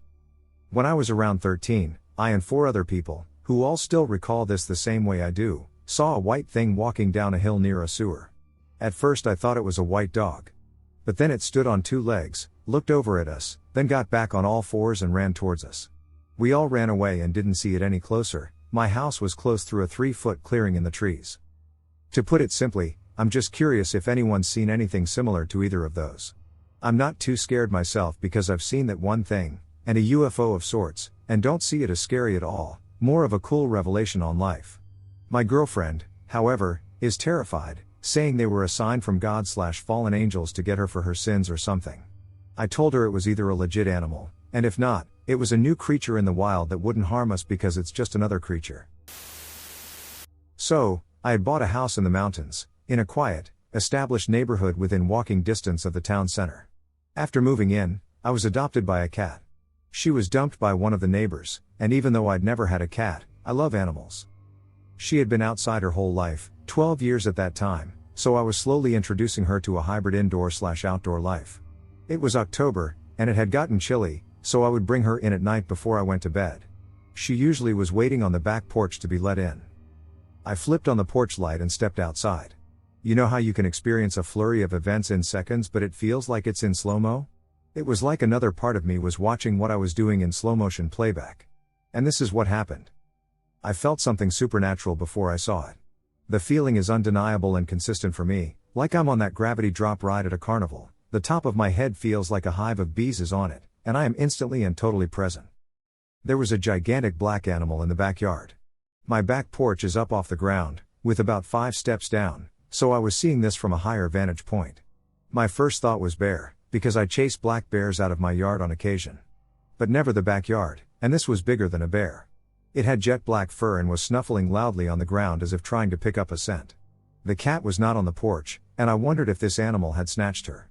So anger boiled up in me pretty fast. Again, this all happened in seconds. So I yelled, "Hey!" and scared the hell out of this thing. It yelped in surprise and spun to take off. It was enormous and so fast that I heard its back paw tear out a clump of grass as it took off. It was impossibly, ridiculously fast. And if you have ever seen a bear run, they can be quick, but they kind of wobble and bounce when running. This thing took off in a streak. I was not thinking anything other than, find the cat. So I ran into the house, through it, and burst out the front door, yelling, "You mother ducker. If you killed my cat, I will strangle you with my hands." I saw it dive behind a row of hedges across the street. I caught the tail end of it, and it was a long, bushy tail. I stood in my front yard, still not registering that this was a gigantic animal that could easily kill me. It poked its head halfway around a hedge to peek at me, and it looked exactly like a wolf. Then it took off again. I was frantically running around the house, calling for my cat, and she was nowhere to be seen. I got in my car and drove around the neighborhood looking for her, figuring if I saw this thing, I could report it. When I got home, the neighbor's dog was outside in their fenced backyard. He was right near the spot the wolf had been in my yard, and he started pawing at the ground, digging and howling. I had never seen him behave that way. I kept circling the house, looking for my cat. I was standing out front when she came into the yard from the neighbors. She walked up to me and looked terrified. Puffed fur, huge eyes. I picked her up. At that point she wasn't into being held, and she locked her paws around my neck and clung to me for about 10 minutes, shaking. She has never done that since. And I had witnessed her casually hanging out 10 feet from a giant male bear before. I didn't sleep that night, and instead was thinking about the thing me and my friend saw on the road that night 2 years before. I started searching werewolf and going down rabbit holes. I posted it on a neighborhood forum, and a guy commented, "Thank God I'm not crazy. That thing passed in front of my car a few nights ago, at 2:30 in the morning, and it was so big I thought I was hallucinating." I eventually found Dog Man. I kept having dreams that I should not go on, and that the wolf would come back if I talked about it. I was spooked. I decided to go through with it, but Vic spaced the appointment, which I gather is unusual for him. So I saw it as a sign to just not share the story on his show. Thankfully, I have never seen it again, but I will never forget the bizarre energy that surrounded this being and how it affected me. There's something there. August 14, 2021. I was fishing the river with my friend in a suburb of Minneapolis/St. Paul, Minnesota. We loved coming to this public park to fish because it was quiet, and there was a nice sandbar to fish from. This park had a Sioux burial mound about a half-mile from our spot. We decided to depart at dusk after spending the majority of the day fishing. In order to get back to our vehicles, we had to take a trail through the woods, which was about a 5-minute walk. I fastened a clip-on light to the brim of my hat to enhance our visibility on the trail. I remember when I first glanced ahead down the trail, I saw 2 circular white lights that I assumed were fireflies. As we progressed along the trail, we neared the location where I had first noticed the fireflies. It was then that I saw a pair of eyes that were either highly reflective from my light or glowing white. It wasn't long before I could make out a body. It was a huge white body on 4 legs, bigger than a wolf but unnaturally skinny. I couldn't make out any facial features because its eyes were so bright. I wanted to warn my friend, but all I could manage to say was, "There's something there." We had no choice but to proceed because this was the only way back to our vehicles. This creature simply gazed at us silently. My friend yelled at it to try and scare it away, but it didn't react at all. I yelled at it after she did, and it responded back, mimicking my voice. I honestly questioned myself and thought I was imagining things. So I yelled at it again, and it responded back at the same volume and pitch, just like my voice. At this point we realized this was not an animal. We both continued on the path in silence, but I maintained eye contact with the creature. I felt like this thing was ready to attack us at any moment, but it just stood there staring. Eventually, we were out of the woods, and I could no longer see its eyes. We made it back to our vehicles and felt a sense of relief. I asked my friend, "Did you hear that talk back to me?" She said she did, and it sounded like my voice when it responded back to us. If she hadn't heard the voice, I would have assumed I imagined it. We went over what happened, and our stories were the same, except she said the creature had a wolf-like head. After our experience, my friend, who is Hmong, went to see a shaman. The shaman believed it was an evil spirit and performed a cleansing on her. The experience continued to shake her for several weeks. I tried to hire a spiritual advisor online, but when I described the experience and asked for a spiritual cleansing of my own, it said they were not available at this time. At the advice of one of my friends, I burned some tobacco and said a prayer that the entity would leave me alone. It took me several months to just feel normal again, but I still think about it on a weekly basis. I tried to do further research and contacted the management at the park. They said the park we went to had ancient Indian remains scattered along the river that were unmarked. They said there were more Indian remains in that park than in any other parks they managed. Several Native American friends informed me that the entity we encountered was a skinwalker. I am aware that skinwalkers are a part of the Navajo culture, but from what I've read, they seem to fit more criteria than any other supernatural being or cryptid. Thank you for listening to my story. I would greatly appreciate it if anyone here could shed any light on this. I'm in Australia. I moved into a new place that was upstairs and high off the ground. It was on a small, 5-acre property with lots of trees around. The first night I was there, I was in bed watching TV and reading my Kindle directly facing a big window. It was just twilight, so I could still see pretty well. The trees were located a bit of a distance from my window, closer to the main part of the driveway.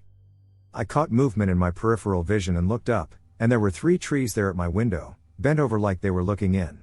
I stared in shock, trying to make sense of what I saw, but I knew there were no trees because I lived over a garage that had been cleared for automobile access. I shook myself out of my daze, and when I looked back at the window, the trees were back near the driveway where they usually were. I had many more experiences while I lived there. Weird shit happened when I was on my res. I stayed at my aunt's house with my baby cousin. I only went to the res to just take care of the baby. My aunt's house is just filled with negative energy. It was the main drug house. It got raided about 8 times, and other not so good shit happened there. It's not like that anymore. Every time my auntie leaves, it's just me and the baby there.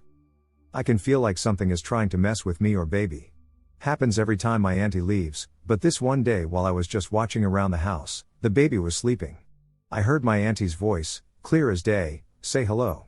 I stepped a little closer to the front door. There's a window where you can see who would be standing at the front door. And I didn't see my auntie's face, but it was like as I was walking to the window, she chose to walk to the side of the house, and I only saw her forehead with the same hair comb she was wearing that day. But I knew it wasn't her. First of all, she drives a busted up pickup truck. You can hear that ducker coming a mile away, and she always honks too. There was no car or anything. I know I wasn't tripping, because just as that happened, the baby in her sleep started kicking around and weeping like she was being ducked with. Before that she was just taking a nice ass nap lol. Not kicking or fussing or none. I just did what you're supposed to do and not show fear and tell it it's not welcome here and it needs to go. I was in that house 24/7 with the baby for 8 or 9 days, and that happened on the 3rd day there. I would still get that negative feeling every day after my aunt left, but I just kept doing the same thing. But some funny, well, in my eyes, that was funny on the last day of me being on the res. Alone with the baby, and out of nowhere, this metal hanger on the door fell. The way the hanger is on the door, it can't just slip off. It's hooked onto where you gotta lift it up to take it off. I didn't get scared or anything afterwards. I got pissed but started laughing because, I don't know if this makes sense, but that drop felt like whatever it is was saying, next time. But yeah, I'm not saying it's a skinwalker or anything. I'm just curious if anyone else experienced something like I did. Beast of Vancouver Island. I live on Vancouver Island, in a small oceanside village called Bowser. One of my favorite pastimes is exploring the mountains and old, overgrown, abandoned logging roads in my small mini truck. It fits in places only a quad can go, so I really get into the backcountry far away from other people. One of my favorite trails to go on is a very narrow and steep one that climbs up the slope of Mount Schofield, where at the top is a magnificent view east over the ocean, islands, and coast mountains. In the fall of 2021, I was driving to the top of this trail to get some sunset views of the ocean and coast mountains. While I was enjoying the solitude of this rugged, steep, and twisting drive, I noticed off through the thick dark trees, about 70 feet away, a large dark shape paralleling me on my right. I figured it might be a black bear, or maybe even a grizzly bear, which have recently started to invade the island, or it could be a Roosevelt elk that inhabit the island, and I have at several times seen them in the area. The random thought also crossed my mind that what if it might be a Sasquatch, which is known to inhabit the island. That would be cool to see. But all I could determine is that it was large and dark. I was driving it between 5 and 10 kilometers per hour, so whatever it was had no problem keeping up with me. About halfway up this mountain I rounded a 100-degree turn to my right and started up a steep incline. The creature appeared out of the trees about 40 feet in front of me on the right. It looked like a huge wolf. There is a subspecies of gray wolf on the island, but this was 3 times their size and very dark. It looked to me similar to the black timber wolves of northern British Columbia, but still larger. It stood there looking at me, and I at it. It reminded me of a giant black Tibetan Mastiff on steroids because of the thick, almost mane of hair around its head and shoulders. It was beautiful in its horror and ferociousness, and it stunk, like dog urine and skunk cabbage through my open window. It was black with some gold and gray colors to its fur, and its pointed ears were a good 5 to 6 inches long. I felt very bad vibes about it as its yellow eyes pierced right through me. I quickly rolled up my window. I felt naked and somewhat vulnerable. We have many cougars on the island, and I most always have a gun with me when in the bush, but not today. I put the truck in first gear and started moving slowly forward to see if I could scare it off. It didn't move until I got to about 20 feet from it, then the beast stood up on its hind legs and held onto a tree near it. I was more than shocked. I would estimate that it stood 8 feet tall at least. It was very well muscled with black claws at least 3 inches long. It growled and bared its huge fangs. The growl I could hear and feel over the engine noise of my truck. It slowly and menacingly approached me, standing upright, growling, and staring at me with eyes yellow as gold. About 6 feet away, it dropped down on all fours, growling, staring at me over its left shoulder as it disappeared into the thick trees on the left side of the road. I estimated its muzzle was higher than the bottom of the windshield of my truck when it was on all fours, which is 48 inches off the ground. I have never heard of any animal like this on this island. After some online research I came across encounters with what is called a dogman. What people were describing fit what I saw. How it got here is a mystery. As I said, grizzly bears have recently invaded the island by swimming here across a very narrow strait between the island and the mainland. Maybe these beasts have also done that. I would assume there is more than one to have swum that distance. I have hunted in the bush for over 55 years and defended myself from bears, cougars, and other beasts. I have never been afraid, but this encounter left me shaken. The size of this beast, its powerful body, and its menacing persona were nothing like I had ever encountered before. My 45-70 Marlin rifle is now my constant companion when I go exploring in the backcountry, driving or walking. I live in Nashville, Indiana. My son and I used to go trail running when he was training for military tests. One night in late fall we were going on a run. We had small headlamps and our dog, Christmas, who would always come with us. We live on a long gravel driveway, and because it's fall, night comes pretty early, especially by the time I get off work. We are prepared and ready to leave. I need to explain that we both wore earbuds, each of us listening to whatever music we felt motivated us that night. So we start down the drive from the house. Our drive is a long gravel driveway almost a mile long, depending on the route. We start our warm-up jog, and about 1/8 of a mile in, my son taps me on the shoulder, and we stop. Then we both pull out an earbud. I ask what's up, he motions over his shoulder and says Christmas had stopped. We turn to look at her, and she is just staring into the woods beside the driveway. We exchange glances and head back to her. When we got to her, she was still as stone, her hackles were standing straight up. When my son reached down to pet her, she jumped like she had been poked with a red-hot rod. She whined, licked her lips, and shuffled the weight on her feet.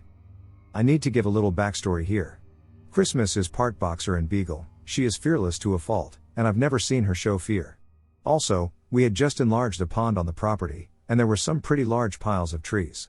So when my son and I turned our lights on high, we were hit with a low growl. When I say low, I mean you could feel it like the kick of a bass drum, the kind that makes your hair move. That was it for Christmas, she whined and headed to the house. As we turned our lights up, I could make out a shadowy frame, pointy ears, and broad shoulders. What still sticks out till this day are the eyes burnt orange to red. Once you saw them, they could not be unseen. There is no land-based animal that I know of that has naturally fluorescent eyes, but here they were staring me in the face. It slowly backed into the underbrush and disappeared, leaving us wondering just what we had encountered. A dark, warped humanoid creature in the woods. So, this happened about 2 years or so ago. I only just a few days ago accepted that it really happened. I remember it like it just happened. It's not one of those things you can just push out of your mind and forget. I am currently 12, and I believe I was 9 when it happened. Anyway, I was with my brother and cousin at our Nana's house. She said we could go play in the woods in her backyard. Nana lives practically in the middle of nowhere, as long as we were back a couple of hours before dark. Now, my brother, cousin, and I had done this before. Going out to play in the woods, and coming back later than we were supposed to because we lost track of time. We all were, and still are, very imaginative kids. Always coming up with new games and new activities to do while we were at Nana's since she took our electronics and made us go play outside all day. This day, however, we didn't know what to do. Then, my cousin suggested that we build little forts out of stuff we could find out in the woods and then pretend we lived out there. All of us thought it was a good idea and set out to find a good spot to build. We never worried about getting lost. The 3 of us had split the wooded area into 3 sections, and we each owned or claimed one of the 3 sections of land. And each of us knew our area like the back of our hand. And if we did forget? Well, all we had to do was look for the cornfield, then walk along that, going left, until we got back to the house. Anyway, after we found a decent spot in the area where all of our sections meet, we got to work. I decided to build my base against a partially fallen tree. It had been struck by lightning the year before, and the upper half had toppled over and had propped itself up against the rest of the tree. My brother built his by a completely fallen tree. There was a little corner inside of it that he built off of. And my cousin found a spot in an area of brush where it was already a good shelter. After we built our bases, we got right to the game. I and my cousin were natives in the area, and my brother was the explorer who discovered us. After we got done with our game, we went back to the house for the night. The next day, we went straight to our bases to check on them, as it had rained fairly hard that night. When we got there, we found them completely demolished. My brother was very sad at this and said he was going to go find stuff to fix it. My cousin and I stayed behind and started picking up the debris and trying to fix ours. But before I started, I noticed something off about how the structures had been destroyed. I was the only one who noticed, as the boys were busy talking and fixing theirs. Now that I think about it, it was only mine that had been destroyed in that way. It didn't look like the wind could have done such damage. I had used some fairly thick and strong branches that not even my eldest cousin, who was the strongest of all us kids, could break. But they were all smashed to bits. And the leaves and other vegetation I had used to cover it were torn apart seemingly by an animal. I told my brother and cousin about it, but they just shrugged it off and said maybe some coyotes got to it, as there were coyotes in the woods too. Not many, but there were a pack or 2 of coyotes. I was skeptical that a coyote would be able to snap the branches I had, but I didn't say anything. Eventually we decided that we would all take turns going out and getting stuff for our bases while the other 2 stayed behind to guard. Once it got to be my turn to go out, I left and said I would yell for them if I needed anything and told them to yell for me if they needed anything since I wasn't going too far away. But soon I realized I had gone further than I thought and didn't know where I was. I could hear the boys laughing and joking in the distance, so I tried following the sound. As I was making my way back, I tripped and fell over something. I looked back and saw a nearly pitch black, gnarled humanoid figure rise up from the ground where I tripped. I got up and backed away but stumbled again and fell backwards. The creature was at least 3 feet taller than an average human adult. And 3 times as thin. What I assume were its ribs showed through its chest and stuck out in awkward positions that would have been very uncomfortable had it been human. It had legs that looked like they were a cross between human, reptile, and deer. It had large claw-like feet, almost no actual foot to it, just short toes and extremely long claws. Its arms were twice as long as a normal human's and also had long, talon-like claws. Its face is an image I will never erase from my mind for as long as I live. It haunts my worst nightmares. It had an abnormally long face and no visible nose. Its eyes were like 2 dark voids staring into the depths of your soul, and in the middle of the so-called eyes were glowing white spheres. I was petrified with fear, unable to move or make any sound. The creature and I just stood there staring at each other for, I would say, a good 10 minutes. Then it screamed. It was a blood-curdling scream, and so loud and high-pitched it left my ears ringing still a half an hour after it happened. I still couldn't move. Soon more of the screams could be heard in the distance, and more creatures emerged from the woods. They looked the exact same as the first one. My brother and cousin had heard the first screech, and I guess they were trying to find where I was. The creatures circled around me, and they started chanting something I couldn't understand. Then suddenly they all started glowing a bright white light and went back into the earth. Soon after, my brother and cousin found me curled up on the ground crying and saying something I don't remember. All I remember from what I was saying is that it was in the same strange language the creatures spoke. They told me I kept saying the same thing over and over. I'll try and type it out. Shiakout Noa Dia. My cousin said I sounded terrified out of my mind, which I undoubtedly was. Once I stopped repeating that same phrase, they asked what happened and if I was okay.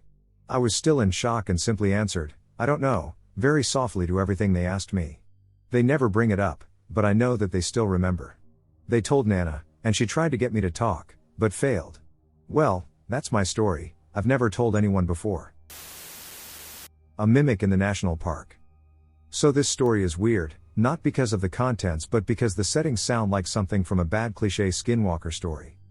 I was a park ranger in the southern US. My park was known for its caverns and its springs that made for excellent fishing. I began my work there as a tour guide and a groundskeeper. This would often culminate in me taking people on cave tours and helping people find their way on hiking trails, etc. The weird stuff started in the month of October, when, during the routine maintenance of the cave's lighting system, you would feel eyes on you. You could even sometimes hear the sound of feet slapping the wet floor occasionally. I really didn't enjoy having to change the light bulbs for that reason. That being said, there was a phenomenon that when you were closing up the museum and gift shop for the night, you would hear voices. A few times it would sound like guests, which I could explain away, but during one night I could hear someone speaking on the second story of the museum. Kind of irritated, I walked up there to let the guests know that the park was shutting down for the night and that they would have to head back to the campgrounds. However, it was pitch black the moment I got up the stairs, and I couldn't hear anyone anymore as I made my way through the museum and towards its balcony area. About the moment I crossed the threshold, I heard something hit the trees outside and tear off through the underbrush. I don't know about this, it could have been a raccoon or something, but it was certainly odd. Many times, walking just through the trails from base to other resting points and ranger huts, you would sometimes hear this meow that just sounded off. It sounded off because it was a weird Chinese motion sensor we had in the ranger station to let others know if someone was trying to sneak in and steal things during park hours. The strange part is that this meow would be heard just in the tree line and literally miles from my station. Keep in mind that no other stations had this motion sensor, and it was a running joke with other stations about the awful motion sensor. It was bizarre, and the sound would move around you in circles as you hiked. During the rainy season was when it seemed to get worse, I suppose when the caves would flood and push whatever thing was living in the deeper unexplored parts out into the tourist areas. I would often hear other rangers' voices from the areas that were closed off for flooding. These areas were literally inaccessible because of 10 or so feet of water. On one occasion, as I was leading my tour through these caves, I heard a very close friend of mine ask me, "Hey, would you mind coming over here and helping me?" From a closed-off area, the room was dark, half flooded, and it seemed that even the people on your knew that. I could see the color leave their faces. We had explained to people thoroughly that some areas were literally inaccessible due to flooding beforehand. Against my better judgment, I left my group, I made sure the lights were bright, and I decided what were done wet pants. I went in and swept the light around, but when I say this room is massive, I mean it. The largest in the tour cave. I heard one slosh, and that was just about all I could justify being around for. The water was dark and cold, and the room was so vast my terrible maglite was being eaten by the dark. I made the rest of my tour fast and got back to the surface, went back to the ranger station, and asked them where my coworker was. My receptionist casually told me that he had clocked out an hour ago, before my tour even began. Another notable experience was that when I had to go down the crawl space of the museum once to get more weed whacker string. I was sitting there in this musty, cobblestone basement that spanned under this massive 1800s building, with a dirt floor and multiple stone columns running the length of the crawl space, trying to untangle this weed whacker string when I heard someone from farther in the basement do the cliché PSST. Weirdly enough, I guess I hadn't put it together yet, so I spoke back, "What do you need?" Somehow thinking it was a coworker or something. "Come back here." It was possibly the creepiest thing I have ever heard. I'm not going to give you the something sounded off, and I can't explain its spiel. The reason it sounded off was because it sounded like the way crows will mimic people's speech, that low, weirdly chortling way they sound. I couldn't see what was talking to me, so I simply grabbed my weed whacker string and hurried out the crawlspace door. Shutting it definitely had that feeling of something rushing up behind it before I locked the door. Some weird possibility related things were that when I asked a senior ranger about it, he said, "Don't worry about it, it happens." As well as we had a weird string of finding empty baby carriages and clothes up in the trees or at the bottom of gulches, and a man that claimed he saw a mermaid in one of the local springs. And some other man who insisted on cornering me and screaming at me that the devil lived in the caves. There were also a metric ton of caves in the park that were still active, and we didn't take tours through. One I heard rumors about that apparently had crabs and other little microbes in it from the prehistoric times, eavesdropped on two university people talking to a senior. One that the local teens made out and that had a massive drop-off into a sinkhole apparently rumored to be where Confederate gold was hidden.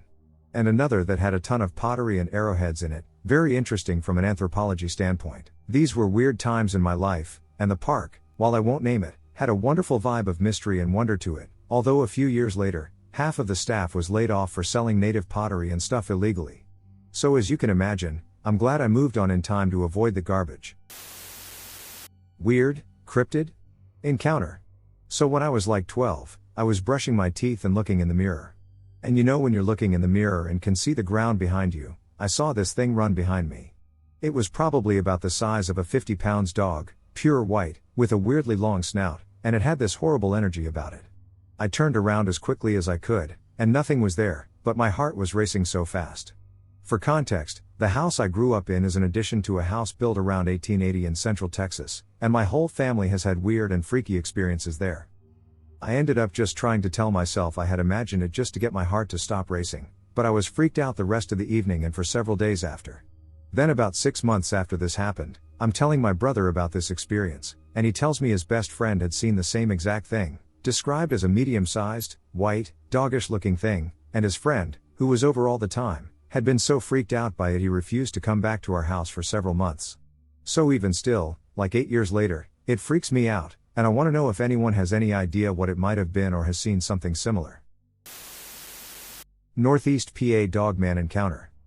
I've always been into the paranormal. As most of us here. In January 2019, I noticed something lumbering down my driveway. The window I was looking out of had faces over and above the drive, if that's clear.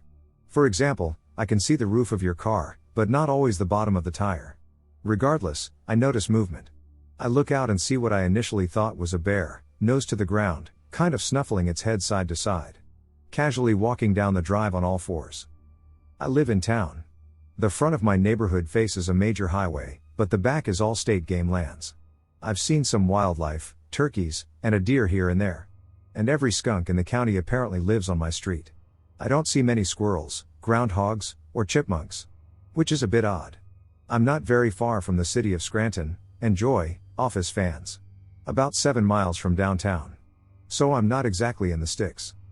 I watched this bear mosey down toward the street, its head lowered. I moved from the living room window to my bedroom window, which has a full view of the street. Sure enough, here it comes. But something is wrong.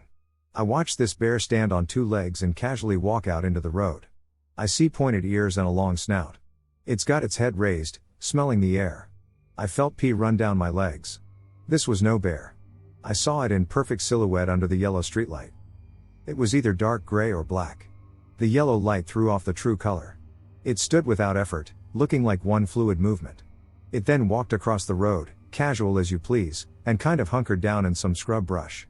I'm not sure what kind of brush, but it's like forsythia, all tangled and thick. Then I realized it was looking right into my bedroom. It had blue eyes. I'm not sure if that was reflected light or if they were glowing. It looked right at me. I lost my legs at that moment and sat down under my window. Absolutely panicked. I was home alone with 5 cats and a dog who slept through the whole thing. I didn't know what to do. My window is a big picture window, and if it wanted me, it easily could have gotten me. I cautiously got on my knees to peek over the sill, and I lost it. Didn't see eyes or it anywhere. It seemed to be either moving away from the forest, behind my house, or it decided to rest up in that scrub brush. What I saw under the streetlight is as follows: darkish fur, high pointed ears, long muzzle. I never saw teeth or if it had a tail. It had hands with long claws that hung kind of limp-wristed. If they were fully extended, they would hang below the knee. It walked digitigrade, on dog legs. It looked heavily muscled but had a tapered waist. It was about 7 to 7.5 feet tall, judging from where it stood in relation to the streetlight. It was non-aggressive, even when I felt it look right at me. I was terrified, but I didn't get a sense that it was pissed off it had been seen, as some people report. I didn't take a picture because I simply didn't think to. I was in a fair amount of shock, and I'm sure I'll eat shit for this, but sometimes your phone is the absolute last thing on your mind. The next day I called Vic Cundiff of Dog Man Encounters Radio. His advice was solid, and I try to remember it when I have to go out at night. There have been some odd sounds, tapping at my window. I can hear scratching of the siding. I don't see that many animals around the neighborhood. There used to be about 7 stray cats I fed. All gone. Once the weather broke, it's been quiet. I installed motion lights and bought 2 game cameras. I'm hoping they are, in a sense, like Sasquatch, they avoid game cams. I don't ever want to see this thing again. Those of you who want to see one, pray you never do. My encounter was non-aggressive. I can't imagine having to deal with this thing pissed off. I still can't sleep a full night, and every sound scares the hell out of me after dark. I live alone, and the .357 I own would probably just ruffle its fur. Thank you for taking the time to listen to this. It was a terrifying animal to see. I hope I never see it again. Be careful out there, people.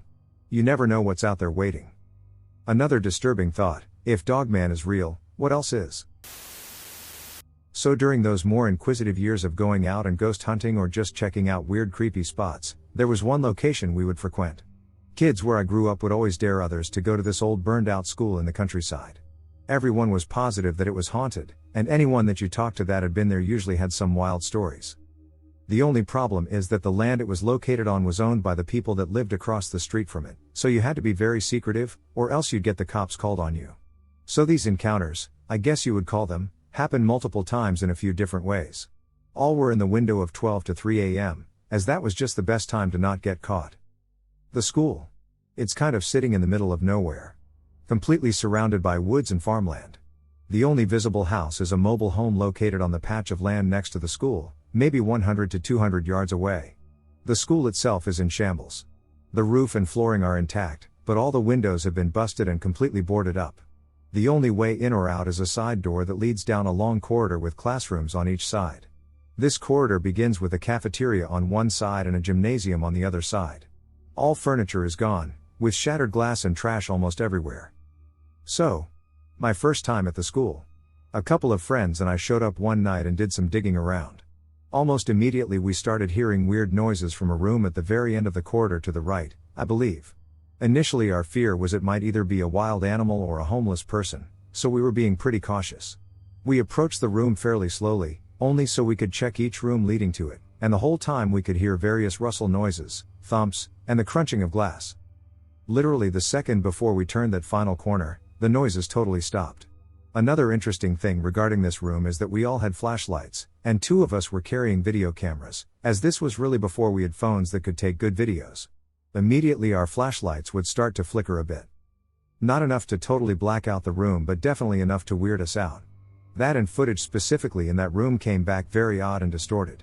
It looked as if there was a thick dust cloud engulfing the entire room, but we couldn't see any of that with the lights on. We stayed there for some time looking around, trying to find the source of the noises, but couldn't find anything. As soon as we moved on, the noises came back. Nothing too crazy. Some crunches, knocks, and the sounds of stuff moving around. We would pop our heads back in, but every time it would be back to silence in a totally empty room with no other way in or out. This is when we all nearly shit ourselves. We spent a little while checking out the other rooms, not really knowing what to do about the noises in the back, so everyone kind of did their own thing. After everyone linked back up in the middle of the corridor, one of us just sort of casually pointed his flashlight back down towards the door, and I saw him jump back a little. I remember hearing his gasp and seeing how wide-eyed he was, and then looking behind me to see a person peering out at us. He was leaning out halfway totally naked. This is around October/November, so it's pretty damn cold, and was covered in soot. Super thin, pale, dirty hair, and just staring at us motionless. I remember him being extremely tall. His head was definitely past the door frame. Maybe getting on the taller end of 6 feet, close to 7? We checked that room completely while we were in it. There were just a couple of windows all completely covered with plywood. There were no holes in the roof or other rooms. There were 2 lockers inside, but we opened those, and they were totally empty, though he definitely wouldn't have fit in them regardless. He never said anything to us. He simply gazed at us. We couldn't get out of there faster. That was the first visit. I went back with friends several more times, and every time something weird would happen, particularly with that same room, but we never saw the person again. We would hear growls, whispers, the sounds of running, and doors slamming. The next time something absolutely wild happens, maybe a year later, we walked through this place, and per usual, there were the same weird noises. The big difference this time is that one of my friends had the idea of using our phone's recorders like they did in all those silly ghost hunting shows. So we went to that back room and did our whole questionnaire. At the end of the basic run-of-the-mill questions, we played it back and didn't hear any other voices, just a light static in the background. Honestly, we were kind of bummed. We poked around a little but ultimately decided to leave and were walking back to the car. At this point I decided I wanted to try and go back in and try the questions again, but this time in a different spot where our electronics were acting up so badly. They agreed and sat outside talking while I walked back in. This time I went into the gymnasium and grabbed a milk crate so I could sit in the middle and ask away. So as I'm asking my questions, I hear glass crunching around me. I keep shining my phone light around whenever I hear stuff, but nothing. I'm totally by myself. As I wrap up, I'm still sitting on the crate, and I replay the recording so I can hear what went on. As soon as I get to my first question, is anyone else here? This super loud cackling starts out of the speaker. There was around 50 seconds of audio recording, and the laughing took up every second that was left. I probably ran out of that place faster than I've ever run before. I kept that phone for years so I had some semblance of proof of this story, but when I joined the army, it got lost in the move. Pretty bummed about that. To my knowledge, none of the original group has ever gone back to that spot. Anyway, that's my story. Possible Mothman sightings in Chicago. April 2017. I'm writing this out after taking a day or two to really think about if I wanted to report this and tell others of what I saw the other night in Oz Park here in Chicago. I finally decided that writing this out and submitting it would be therapeutic for me and might hopefully help identify what it was that I saw and maybe help someone else avoid the same thing. I live in the Lincoln Park neighborhood in the city of Chicago, about 1.5 blocks from Oz Park. When the weather is nice, I usually go outdoors into the park to jog and walk my dog. The night of April 7th was no different. It was mild, and the cold weather had finally subsided, so I decided to give the treadmill a break and go outside to jog and let the dog get some fresh air. As I came to the corner of Burling Street and Webster Avenue, where I crossed the street to the park, my dog began acting very peculiarly and acted like she didn't want to go to the park. This is very strange, as usually my dog goes absolutely nuts when we go to the park and has the time of her life running and sniffing. On this particular evening, she acted like she was mortified to cross the street and enter the park. As we crossed the street and came up to the area where the basketball courts are located and the start of the trail that goes around and through the park, my dog was practically being dragged as she resisted wanting to continue. After much effort, I finally got her to finally cooperate and begin the walk. I started walking east toward the Oz Garden, a route that is my usual when I come here to walk or to jog. As we walked toward the garden, I noticed that many of the birds you usually hear in the park were all but silent and that the only noise you could hear was the usual city noise from the surrounding neighborhood. As we rounded the sidewalk to head south with the garden to my left, I heard what could only be described as the flapping of wings. I really didn't give it a second thought, as I assumed it would be some passing Canadian geese that I'd seen in the park recently. As we came toward the clearing where you would find the baseball fields, something caught my eye, and what I saw still scares the crap out of me. I saw a large man, probably 7 feet or taller, standing on the ground. It was solid black, but what really stood out was the large, and I do mean large, pair of wings that were folded behind him. These wings stood taller than the man by at least 1.5 feet and jutted out of his back. I could not see its face as it had its face turned away from me and probably didn't notice me at first. It finally turned and noticed me, and I saw the bright, ruby red eyes that appeared to glow from within. It was at this time that it turned and faced me, and I got to see what it really looked like. It was about 7 feet tall, and instead of clothes, it looked like a giant half-man, half-bird kind of thing. It reminded me of the character Bird Person from the show Rick and Morty, only a lot scarier. This thing stared at me for about 15 seconds, which felt like an eternity, and then in a loud whoosh it unfurled its wings and screeched really loud and jetted into the air.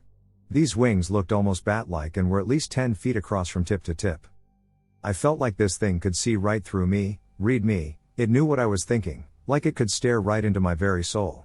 It was the most terrified I have ever been in my life. It rose into the air like a bullet, and I heard it screech once more before losing it from my view as it rose above the trees and possibly the buildings. It was at that time that I realized that I had yet to scream or react in any way. I was just numb from my head to my toes. I finished my walk early and walked home, all the while trying to see if I could see it again once I got to the street. It was the scariest thing I have ever experienced, and it led me to look up giant mutant birds online and eventually came to sites talking about similar sightings that other people have had and eventually to where I could share and report my own sighting. I don't want you to think that I am crazy, I'm just a normal person who had a weird and strange experience. I do not abuse drugs or take any kind of hallucinogens or anything like that. I know what I saw was real and that I saw it in Oz Park, in Chicago, Illinois. I don't want publicity at all, I just want to tell my story and to warn others who might jog or walk the trails of Oz Park. I never felt like I was in any real kind of danger if I did not provoke it. But I felt that this creature could have ripped me limb from limb if I had approached it or threatened it in any way. Maybe it was passing through, like the Canadian geese do when they are migrating. Either way, I hope that we never get to meet face to face again. Thank you. Note, this isn't the first, second, or third time a Mothman-like being or creature has been reported in the Windy City. Below are previous reports from 2011. I'm from the southwest suburbs of Chicago. My wife and I travel into Chicago to take care of some business. On the way back, we cruised through my old neighborhood just to check it out and to see what has changed. We were going down 63rd Street going west and were coming up to Pulaski Road. I then remembered about a giant Indian that is on the roof of this tobacco store. That's what it was when I was a kid, it's something else now, on the northwest corner of 63rd and Pulaski Road in Chicago.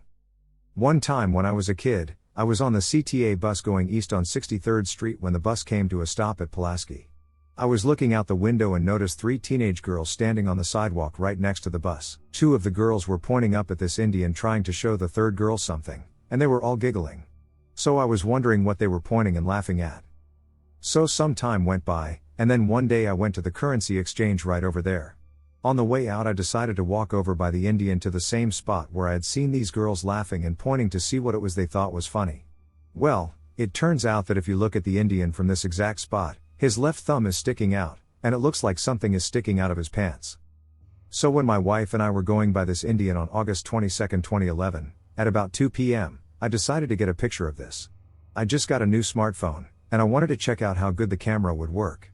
So I got out of the car and went to the spot and took about 4 pictures of this Indian. So we left and went home, and later on that night I went to look at the pictures I took. When I was checking these photos out, in one of the pictures I noticed the object that was on the backside of Indian. At first I didn't think anything of it, I figured it was a plane or something. But just for the heck of it, I enlarged it. It looked something similar to a bird or a bat, but then again it doesn't. So I have no idea what it could be. I was reluctant to send it in because I figured there was some explanation for what it is. But then I thought it still qualifies as a UFO, because I've never seen anything like it before and don't know what it could be. The strange, semi-invisible creatures who live in the woods. I'm an atheist. I do not believe in any paranormal activities, but I had evidence of their existence in my hands when I was 10 years old. I wasn't aware of the importance of proof, and I used to believe in God back then. This happened in the north of Iran, Tabaristan. The forests between the mountain and the Caspian Sea have always been known to be a home for creatures called jinn, div, and peri, also known as fairies in Western culture. Which I absolutely don't believe.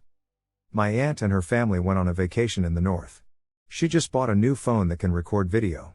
It was a new thing back then, so she kept recording everything they did on that trip. When they come back home and rewatch the videos, they all quickly notice something strange in one of them.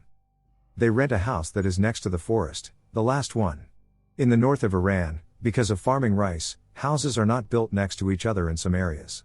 They made a campfire next to the forest, they used coals for kebabs, then headed back to serve in the house because of flies' annoyance and bugs. But they left the fire alone because they wanted to come back and sit next to it after eating. When they are eating, my aunt is recording them in the house and explaining the vibes. She then shows the fire through the windows and then zooms in on it, then explains that we made fire here for kebab, a big fire as you can see, like she is recording to show her friends. After the vacation, when they are rewatching the videos, they quickly notice something strange in the part where she zooms in on the fire. There are at least 3 blurry human figures around the fire, they move around the fire and then jump over it, as if they are dancing with the fire. The way they behaved with fire is actually a famous tradition that Iranians do in the Scarlet Day festival. We make fire on the last Wednesday of the year to celebrate fire for some ancient religious reasons. After the influence of Islam on Iran, people pretty much call everything supernatural the jinn because its existence can cover anything. Because they can take any form. So everyone pretty much agreed that these are jinns, and they made some prayers and more special prayers and said it's not good to talk about them. I personally watched the video on my aunt's phone like 20 times, I was mesmerized by that. I didn't have a phone back then, so when I grew up and understood how important that video was, my aunt's phone was long gone. I've been searching for that video for 5 years now. First, I wasn't even trying to look for the video because I knew it would be impossible, but when I ended up in the north of Iran for university, I met so many locals. I've heard so many similar stories, most of them are fogged with myth and extractions. One day when I told this story to some of my local friends, they quickly recognized it, and they said they had already seen that video.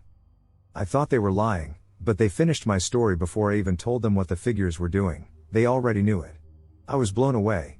Turns out my aunt shared that video with some locals because they were excited that they caught jinns on camera. Over the years, that video was shared in the chain of Bluetooth sharings, and many people have seen it back then.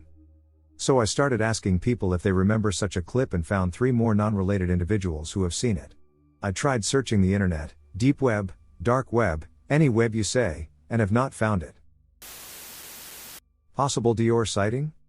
To clarify, I live in Virginia, where sightings are somewhat common in terms of the Dior being spotted at all. I live in a heavily wooded area and have for a year and a half but don't spend much time outside alone. The deer, aka the not deer, is intriguing because, unlike Mothman or Bigfoot or any of those, it doesn't have a solid description. It's basically anything you see that you first think is a deer, but then as you get closer or you observe it longer, you notice something that's off and go, that's not a deer. Sightings include deer with backwards legs, odd neck joints, walking sideways, with front-facing eyes, with backwards heads, bipedal, etc. It's generally spotted in the Appalachian Mountains and in several areas in the states around it. It's mostly a local cryptid, so unless you're either local or really into cryptology, or both, you probably won't find much about it or even know it exists. Last night my aunt, I live with her because of a complicated family situation, sent me outside because she was tired of listening to me pace around. I have ADHD and hate sitting still. Pacing helps me organize my thoughts, and was trying to sleep. So I went out. I called my partner and spent approximately 10 to 15 minutes sitting at a pond talking to them before I heard a laugh and got freaked out. I figured it might just be some people camping, but it was too close to me to have been someone there prior without me hearing, and we live on a Civil War battleground, so I wasn't about to take my chances with a ghost. I walked back to my house and sat on the porch, still in a call with my partner. This is all unrelated to the Dior, just explaining why I was on the porch. We were mostly sitting in silence until I saw a deer in the bushes next to my house. It was kind of far off, maybe 20-ish feet? And most of it was behind a tree next to a bush, so all I saw was from the shoulders up. It was staring at me, which I didn't think much of because, hey, it's wildlife, and sometimes they stare at people. I noticed the shape of its face was off but figured I just wasn't used to seeing deer from the front, as I usually only see them from the side. The deer eventually turned its head, and I saw that the reason it looked so weird was because it had dog jaws. It looked like those pictures of horses photoshopped to have dogs' mouths but with a deer instead. It started moving towards me, and the bushes rustled really loudly from it. I didn't pay much attention to how it moved because, obviously, I was just focused on getting inside, so I can't confirm if it had backwards joints or was walking sideways or any of that. I had to hang up the phone once I got inside because I wasn't supposed to be on calls/talking when everyone else was asleep, but over text my partner confirmed they heard the bushes and what sounded like galloping before I closed the door. I don't know if anyone else has seen a deer with a jaw like that, but I have seen some described as the predator version of deer, which may include the jaw. If anyone else on here has deer sightings, feel free to tell the story. Capitol Forest Encounter. It was September 22, 2016. My friend had enlisted my help as a YouTuber and cameraman to showcase his skills as a blacksmith. We needed a location that was nearby but remote enough that cars or people would not be heard. Since we were on the west coast of WA, we chose Capitol Forest. I had meticulously packed all my gear and GoPro batteries, as well as multiple LED lanterns because we decided to stay overnight. We went ahead and used my 2-man Kelty ultralight tent, a small tent, but it would easily house my gear and protect us from the elements.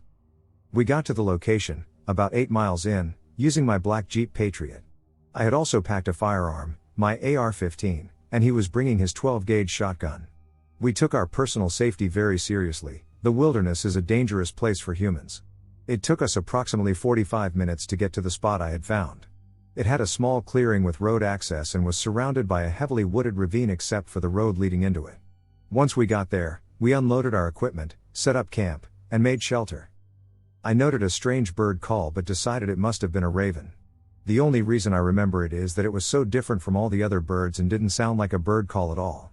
The other reason I noticed it was because of my outdoors and military experience. Anything odd, we make a mental note of it. The bird sounded like a person talking gibberish but in an odd, sing-song manner. It sounded awkward. I looked around to see if I could spot the raven but couldn't find it. After that slight detour, I was setting up my LED lanterns. I set up 3 around the camp area, each about 20 to 40 feet away from the tent. The nearest one was on the edge of the ravine, near an area with ferns that overlooked the clearest spot for ingress up the ravine. The ferns stood about 2.5 feet tall and were thick. With that done, I began filming as Johannes had gathered enough wood and materials for his presentation. I reviewed the footage I got and made sure to get more B-roll. By that time, it was very dark. At 8 p.m. we made dinner and tucked into our sleeping bags. I fell asleep almost immediately. I had a great sleep until about 2:50 a.m. I awoke to something sniffing my head from outside the tent. When I was conscious, I heard it huff in longer intervals 3 times. I quickly turned my head to Johannes to make sure he wasn't doing a weird snore. I found out afterward that he had taken a medicated gummy. I do not drink, and I do not partake. I am very clean-cut. I immediately tried to wake him as I unzipped my sleeping bag and held the AR-15 lengthwise across my body, the barrel pointing toward the huffing sound. Johannes said, "Go back to sleep. It's nothing. Zzz." He wouldn't wake up. I said in a very loud voice, "Get." Nothing. There were no sounds of scrambling through the underbrush, no stepping on cold, dry leaves. No animal sounds, no bugs. I was perturbed. I lay awake for almost 3 hours, holding the rifle and sitting up, waiting for this thing to come through the tent. Around 2.5 hours later, I finally went back to sleep. Johannes woke me up at 9 a.m. I told him I heard an animal last night and tried to wake him. He didn't remember anything. I said, "Let's check for prints, I'm very curious to see what that was." I'm not sure if it was because the ground was soft and full of debris, but there were no prints around my tent. I checked on the muddy side of the ravine, underneath the ferns, and on a muddy switchback that deer frequented. I knew deer frequented it because there were several deer prints on it. There was also a strange imprint from what I thought could be a huge dog or bear, which wasn't there yesterday. I walked back to Johannes and told him I had found a strange print that wasn't there yesterday. He said it looked a little like a man's footprint but was distorted due to rain and just slick mud, and we both laughed. I agreed, but we both disregarded that possibility. It started to rain around 10 a.m. that morning, and I asked if I could invite some friends from Tacoma. Jay agreed, and they said they'd be there in time for dinner. Today, we left all the knives and other equipment in the tent and just focused on making a decent amount of fuel for the fire tonight. The night prior got around 45 degrees Fahrenheit. For those Celsius users, your fingers can turn blue without gloves. It was around 6 p.m. when they finally got there. Our fire was burning cheerfully with a nice wood pile next to it. We had spaghetti for dinner. M was a friend of mine in the military, C was M's guest. We talked about a lot of different things, not so many good things were happening in our lives at the time. J and M shared a common bond, having recently undergone divorces. We played cards until around 12. I heard a small rustle in the fern/leaves area below us in the ravine. I looked up, hoping to see a deer or rabbit. I didn't think much of it, but Jay noticed me looking and asked, "What did you hear, T?" I told him. About 5 minutes later, I heard the rustle again, but louder. Then, I heard a soft ting, in the center of the camp. Jay's head swiveled to me.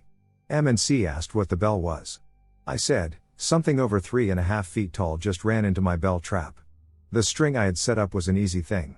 It'd only take something brushing up against it to knock it down. The bell fell from about 4 feet and had hit the ground, immediately muting it but not before the tiny ting rang. I said, "Shh, we might see a deer." How wrong I was. The guys continued to play cards, but my attention was laser focused on the area with the ferns. 5 minutes go by, I check my watch, it's approximately 12:16 p.m. I am horrified by what I spotted next. A long, white hand, white as white as marble, with no hair and black nails, pops through the ferns no less than 20 feet away. It is a strange position, it looks like it's connected to someone crawling through the undergrowth. It's at this time that it makes a small rustle, and the compass rows of companions at the table all look up. Jay is frozen in fear. Matt doesn't see it yet. C can't see it yet. I grab my rifle and stand up as the next arm comes through the ferns. Jay is to my left, locked onto what he sees. The head emerges, a big, slightly elongated jaw or pseudo-snout now exposing a white face and broad, muscled chest. This thing was ripped. I had no issues believing this thing could rip one of us apart. Looking back at it now, it reminded me of the white orc from The Hobbit, but more feral looking. This moment was strange. I couldn't register what type of animal this was. I was struck dumb in the same instant as I was terrified. My logic followed accordingly. This thing, around 7 feet tall, with arms easily 4 feet long, has snuck up on us in the middle of the night. As I raised my rifle with Jay, turning his head left, and my best friend Matt, still wondering what was going on, Jay said, "Wait." I didn't. I shot 2 rounds into its chest. After the 2 gunshots, they effectively disappeared into the night without a sound. Leave it to the camera guy to have a huge streamlight hand light that was 2000 lumens and 60K candela. I ran down the ravine looking for a blood trail or the body. I was fully expecting to see torn up brush, blood, and then the body. There was nothing. Not a track, not a drop of blood. I went all the way to the bottom of the ravine, about 200 feet down. I heard my friends starting to yell for me nervously as they couldn't see my light anymore. It was foolish of me to have gone by myself, but I needed to confirm what I saw was real. I made the long trip back up. It took me a little over 7 minutes to get back up, and that was me running. If I had wounded it, and it didn't bleed, it probably died in a hole somewhere. That was my logic. I asked my friends if we could leave tonight. They were fairly confident that I had killed it, whatever it was. Jay said he was okay if we could sleep in our friend's big tent. I said they were crazy, I want to leave. They convinced me to stay, saying that whatever it was scared off or dead, and we could look for it in the morning.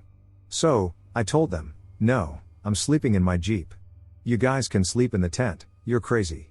They went to bed. It was about 1 now, and I was cozied up in my Jeep. I had nightmarish thoughts of waking up to this thing's face pressed up against the window, but my friends' thoughts were based on fact. They were right, I had probably killed this thing. I woke up at 3 a.m. I wondered why, maybe my nerves. With that thought, I turned on my overhead light rack and high beams and looked around the clearing. That's when I got a side view of the creature, staring at my friend's tent from behind a stump. I immediately turned on my Jeep and honked my horn, driving over 2 small trees to get closer to their tent. The thing had vanished again, down the ravine. I forced them to get into my Jeep, leave their car, and leave that night. My experiences with skinwalkers. I only have had 3 short encounters with them. Possibly them. I don't know. I live in Phoenix, Arizona, so it's one of the biggest cryptids here. My first experience with one of them was when I was 12. I was in the living room, lying on the floor, and to put it in perspective, the living room on one wall was just the sliding doors to go outside.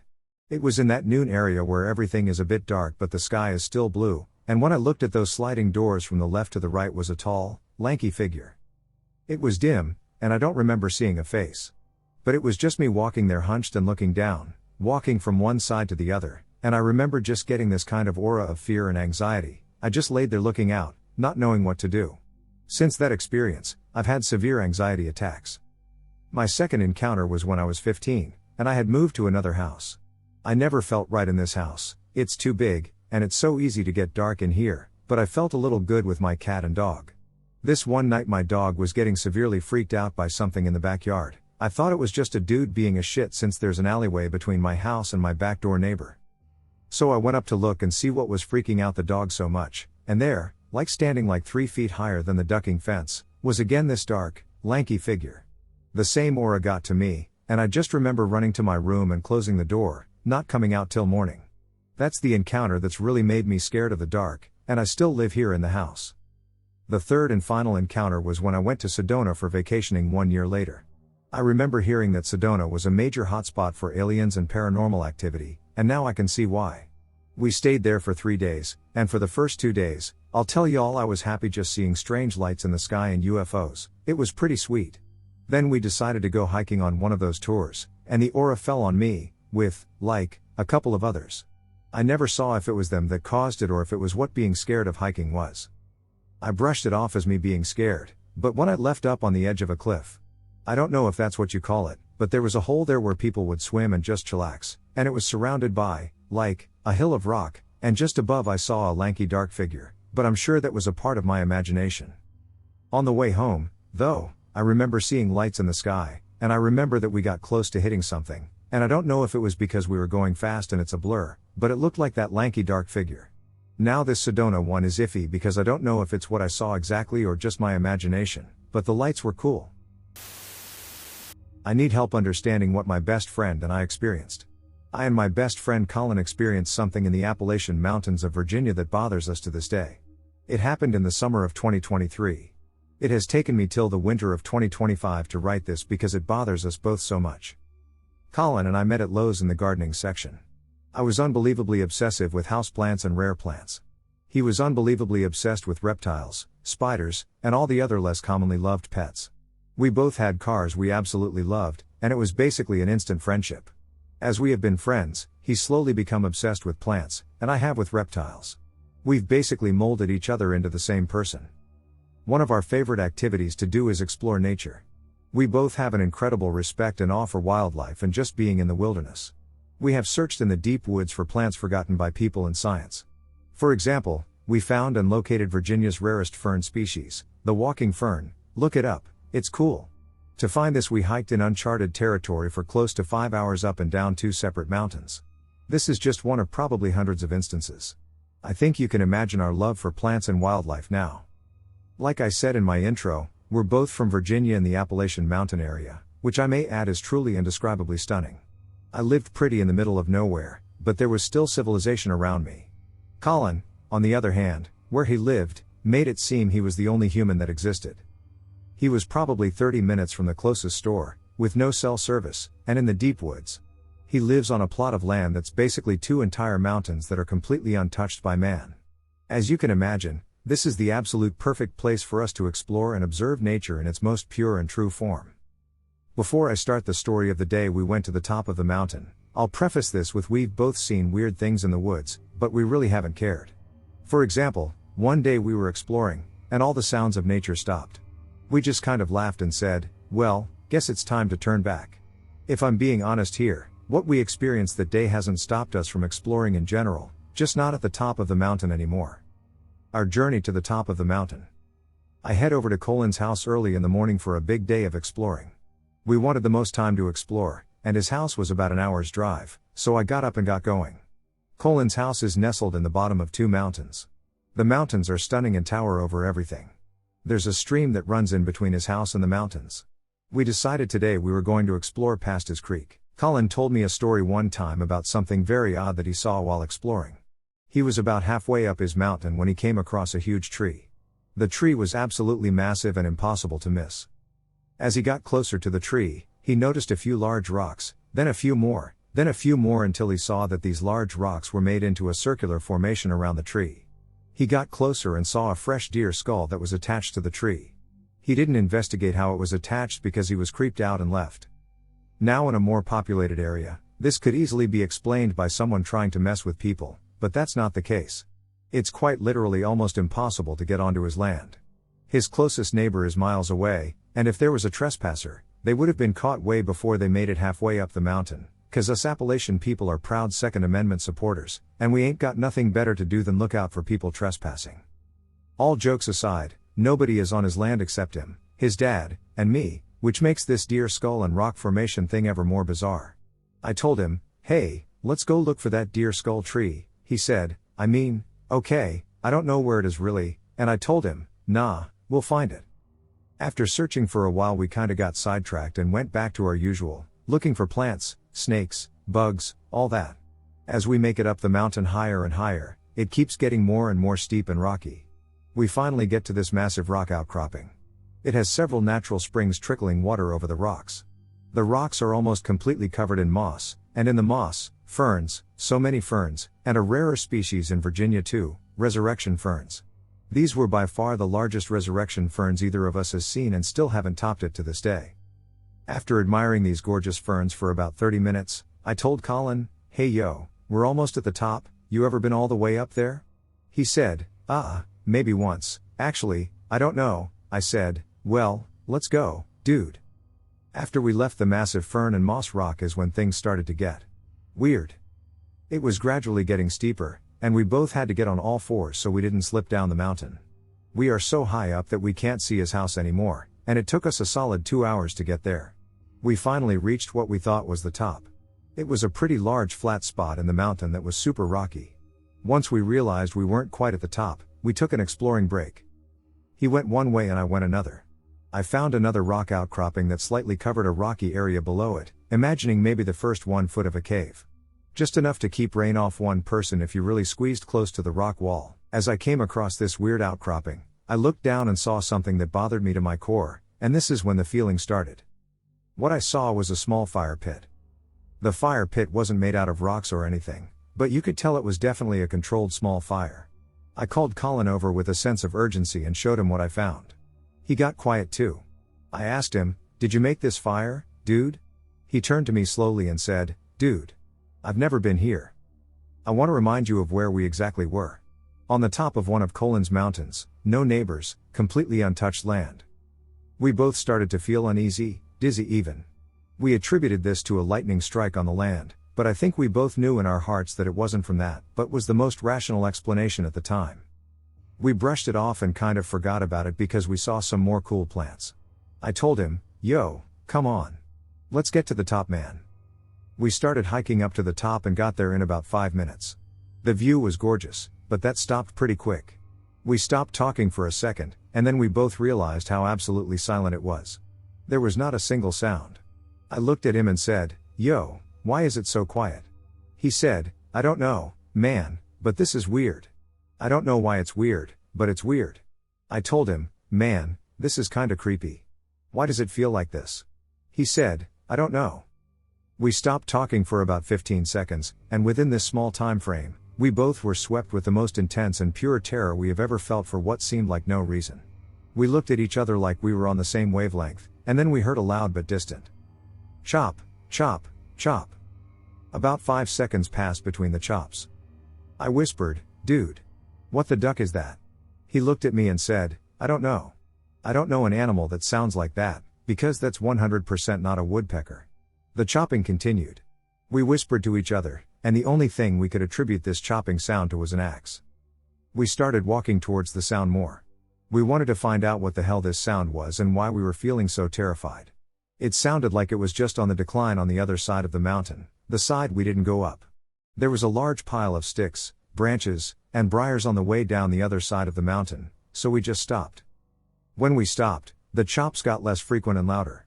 Now that we were closer, we now heard what sounded like a dog whimpering between each chop. We both whispered to each other something to the effect of, "What the duck, dude?"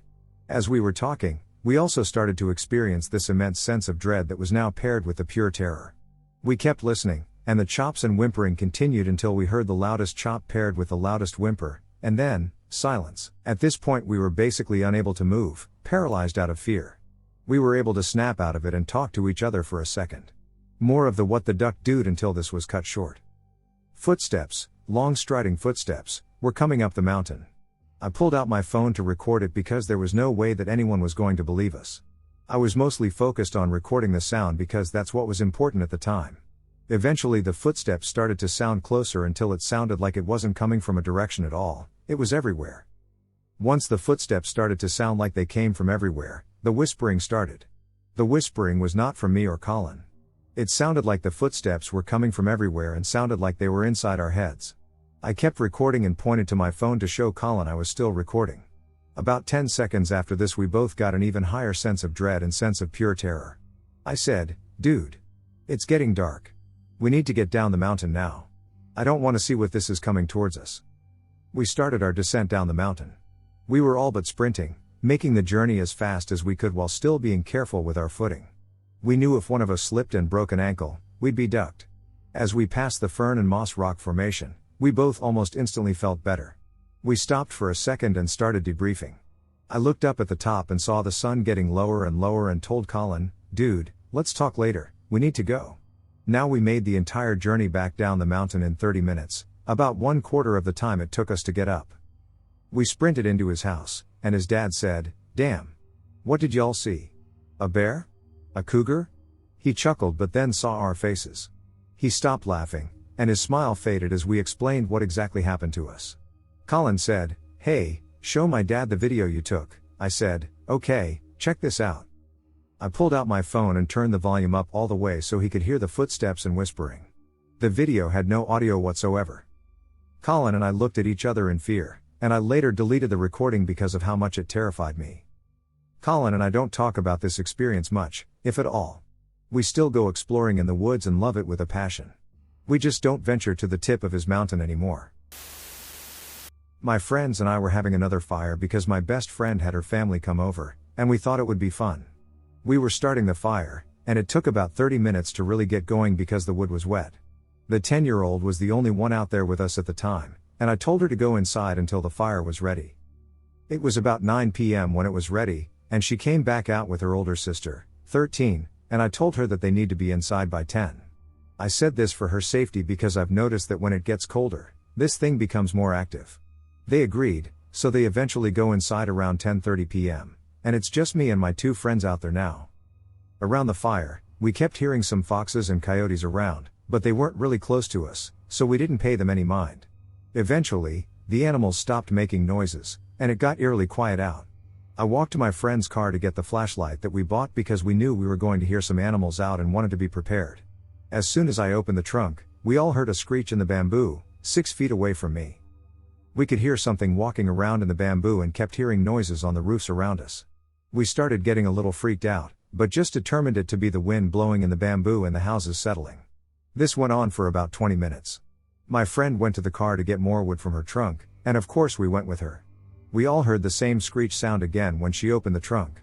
We walk quickly back to the fire and make it bigger and start preparing our weapons. I was holding the flashlight with my skewer we were using to cook hot dogs over the fire.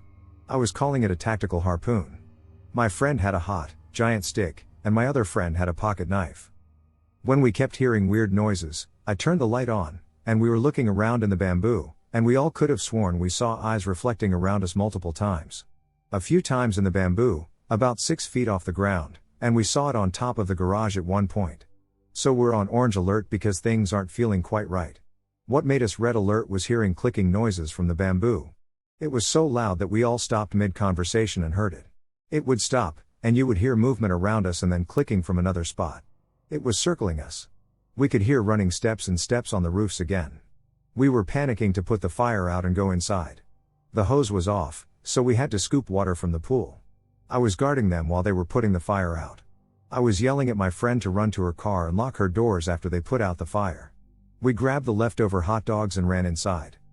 We then had to go back outside because my friend thought she left her car keys out there. So we were bumbling around out there for about 2 minutes before we said no more and ran inside. I checked my phone once we finally sat inside and were situated in front of the window with it cracked to listen to the noises and see if it was still out. My friend texted me and said she saw it. She said, after I pulled out of her driveway, something flashed out across the road, and it was too white and too tall to be a deer. Like, I see deer all the time at my house, so it definitely wasn't that, but it came out by her neighbors and then went back around. Almost like it was circling or some shit. I asked her to describe it more if she could, and she said, I really wish I could, but it was so ducking fast, dude. The lake was all white but reflective eyes, and it was real tall. Way too tall to be a deer, and it was gone in a split second, but I could still tell where it was going. I still don't know if it was being aggressive or not, or just being creepy and curious and messing with us. My friend said it sounded like it was hunting, and I kind of agree because we've never heard the clicking before. We were just glad to get out of there with our lives. On November 1, 1974, the Columbus Police Department received a series of panicked reports from no less than 2 sets of eyewitnesses, all of whom claimed to have seen, and even been attacked by, a huge, bipedal, green-skinned monstrosity that took to skulking near the waterways inside Indiana's 83-acre Mill Race Park. These encounters would alarm locals and lead to what some consider to be the biggest monster hunt in the history of the United States. Dubbed Death Valley by residents during the 1950s, when the location was besieged by rodents and severe flooding, the tree-shrouded Mill Race Park is now known for its winding rivers, 2 small lakes, and densely wooded areas designed for picnicking, family outings, and private rendezvous. But in the autumn of 1974, the picturesque park was notorious for something else, harboring a violent, scaly, green monster. The first encounter involved 4 young women whose names, perhaps due to their age, were not released by the police. As bored teens are wont to do, the group decided to go hang out in Mill Race Park, where they could converse free from adult supervision. At approximately 3 p.m. on November 1, 1974, one of the young women spotted the thing between 2 trees near the paved boat ramp that led into the East Fork of the White River, not far from where the Driftwood and Flat Rock rivers merge. The terrified teens wasted no time in escaping the park and reporting the incident to, almost certainly skeptical, law enforcement officials, stating they had seen a green, hairy, and large creature. Later on that same evening, a pair of women, having heard nothing about the teenagers' earlier sighting, decided to stop in Mill Race Park to chat and eat the fast food they had picked up somewhere quiet. There's no way either of them could have known that they were about to have a traumatic face-to-face encounter with an unspeakable thing. The only one of the pair to ever come forward regarding this harrowing event was Tyra Cataline. She related details of the incident, which is in many ways similar to the first sighting of the Murfreesboro Mud Monster, on the television program Monsters and Mysteries in America in 2014. It was just a typical evening shortly after Halloween, and we decided to go take our dinner down to the park and eat it and talk, and we were just kind of staring out into the dark woods. At that moment a pleasant night between friends began to distort into a scene straight out of a drive-in double feature. Cataline detailed when she first saw the nightmarish creature. This creature emerges from the woods. It had to be at least 7 feet tall, if not taller. It was way taller than a normal man. It was then that the situation went from bad to worse for the hysterical duo who were trapped inside the car, praying that this monstrosity would leave them alone. Cataline continued her nerve-wracking account. It was beating on the windshield, trying to get in, and we were screaming. Who wouldn't be screaming? We thought we were going to die. I said we've got to get out of here, but the driver's leg was shaking so badly she couldn't get the car started. Through the battered and mucus-smeared windshield, Cataline finally managed to get a good look at the attacking monster's inhuman visage. There was a greenish tinge to him. The thing's face. I don't know if it had been in the river drinking and it got moss on it because there was so much slime on its face. It did have fangs, and he was trying to bite through the glass, and I was afraid he was going to tear the door off. Nothing has ever scared me as much as that. Finally, the driver of the car was able to compose herself enough to start the engine, and the pair made a quick exit, leaving the toothy, green, slimy-skinned fiend in their wake. We were just glad to get out of there with our lives. Because this was just the most horrible thing you ever saw. Like the teenage girls who had seen the thing earlier in the day, the women, who did not know the girls and who had not heard their story, drove straight to the police station to report the monster. The police, according to Cataline, were no more prone to believing these older eyewitnesses than they had been with the first group. It just seemed like they were laughing about it. They said, "Oh, a monster. Really? Have you been drinking?" I said, "No. It's real. It's out there. You've got to go down there. It's out there, and it's going to get somebody." The skeptical officers may not have believed that there was a genuine monster lurking in Mill Race Park, but there was no denying the damage done to the car or the horrific stench that surrounded it. According to Cataline, the car stunk on the outside so bad. It was like decomposed animals. I don't know how else to describe it. Unenthusiastically, the police decided to fulfill their duty and check the park. They found nothing at the scene and perhaps thought the hullabaloo would die down with the early morning light. If that's what they did believe, however, they would have been wrong. The tumult that would eventually infect the entire populace of Columbus, to one degree or another, began simply enough on November 2, 1974, when the Republic newspaper printed a short, 4-paragraph story about the sightings under a headline. Monster, women report seeing the beast in the mill race.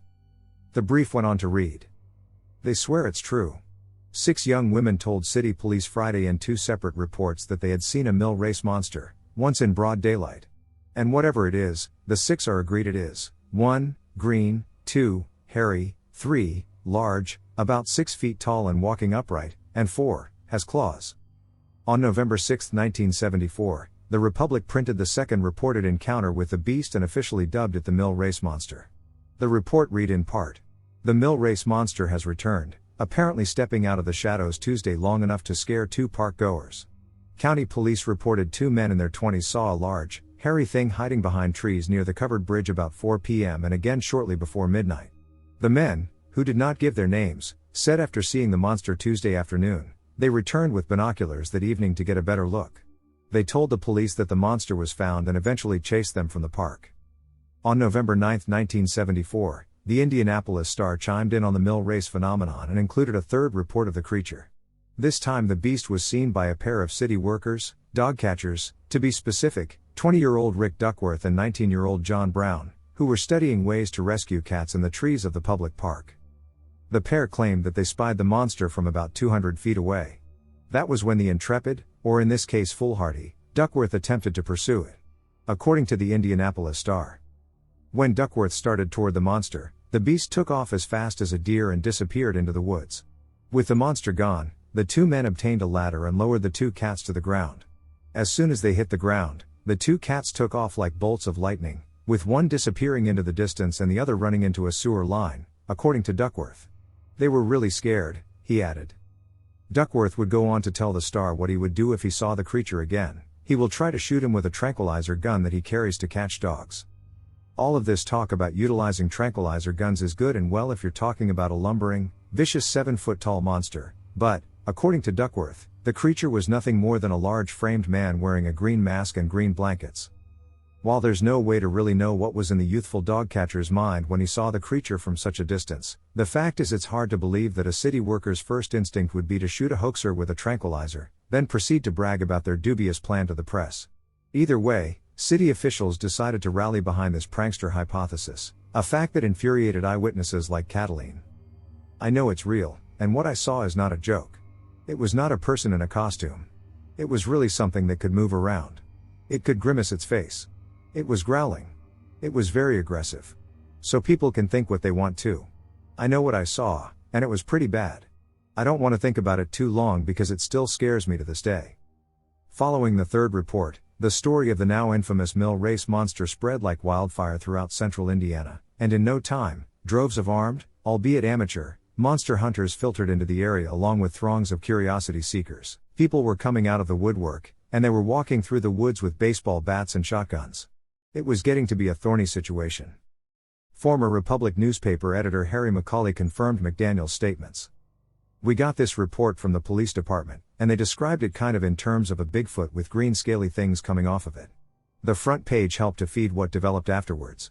The police reported that people were coming down to the park searching for the monster.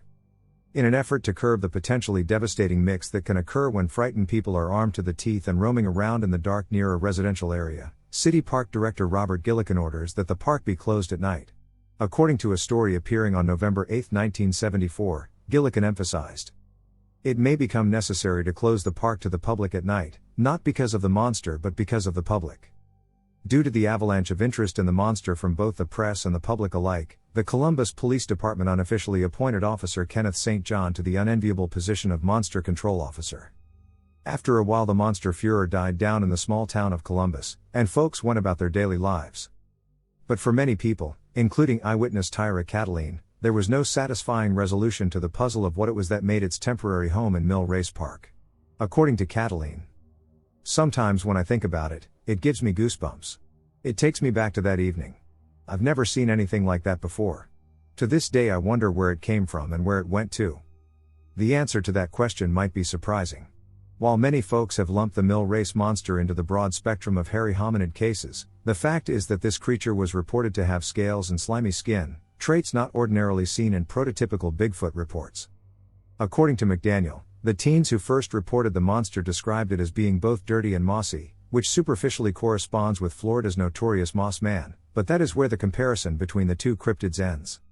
There's also the thin possibility that this was a lizard man, not unlike the creature said to haunt South Carolina's Scape or Swamp, but the description of hair, as well as the fact that none of the witnesses claimed it looked reptilian, would seem to rule this out as well. When considering where to archive this report, we felt that descriptions of the mill race monster would not be out of place in the company of other aquatic enigmas such as the nefarious green-clawed beast, the Thetis Lake monster, the bizarre Charles Mill Lake monster, or even the indescribable Octo-Man.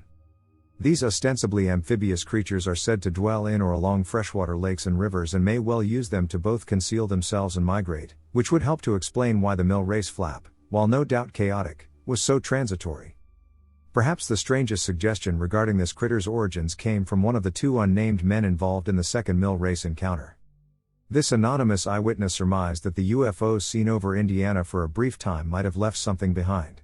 From the November 6, 1974, edition of the Republic. One of the men suggests an explanation for the newly found monster, that it had been left here in the early fall by visitors from another planet. At the time, Columbus and much of the Midwest were flooded by sightings of unidentified flying objects, UFOs. Be it an alien from out of this world, a migratory river monster, a lost skunk ape, or some kind of off-the-wall hybrid beast, the one thing we know for sure is that the population of Columbus will likely never forget their brief but memorable run-in with the terrifying unknown. For my 30th birthday, I rented the caretaker's cottage at the Haunted Myrtles Plantation in St. Francisville, Louisiana. I'm glad we did because if you sleep in the house, they lock you in at night. Other than my parents, who went to sleep, there was only one other couple who slept in the house, an older couple. Since we couldn't go explore the house, we explored the grounds. I had bought a digital recorder so we could try to catch EVPs. We asked a lot of questions and walked all around the property. Not too much was really happening. At one point, when we were just talking amongst ourselves, a rock was thrown in between us and hit the wall of the porch we were sitting on. Okay, that was weird. About 30 minutes later we were sitting on a different porch and it happened again. Not wanting to scare her, we laughed it off. Another strange thing that happened was when we were trying to get EVPs by asking questions, all of a sudden her right arm and leg were bristled with goosebumps, and me sitting next to her, my left arm and leg were too. Like it was between us. I asked whoever was doing it if they could touch my right leg, and I extended it, and the electricity goosebump feeling traveled across us and enveloped my leg. I thanked it, and we thought it was so cool. Hours passed, and not much happened, so we walked around some more.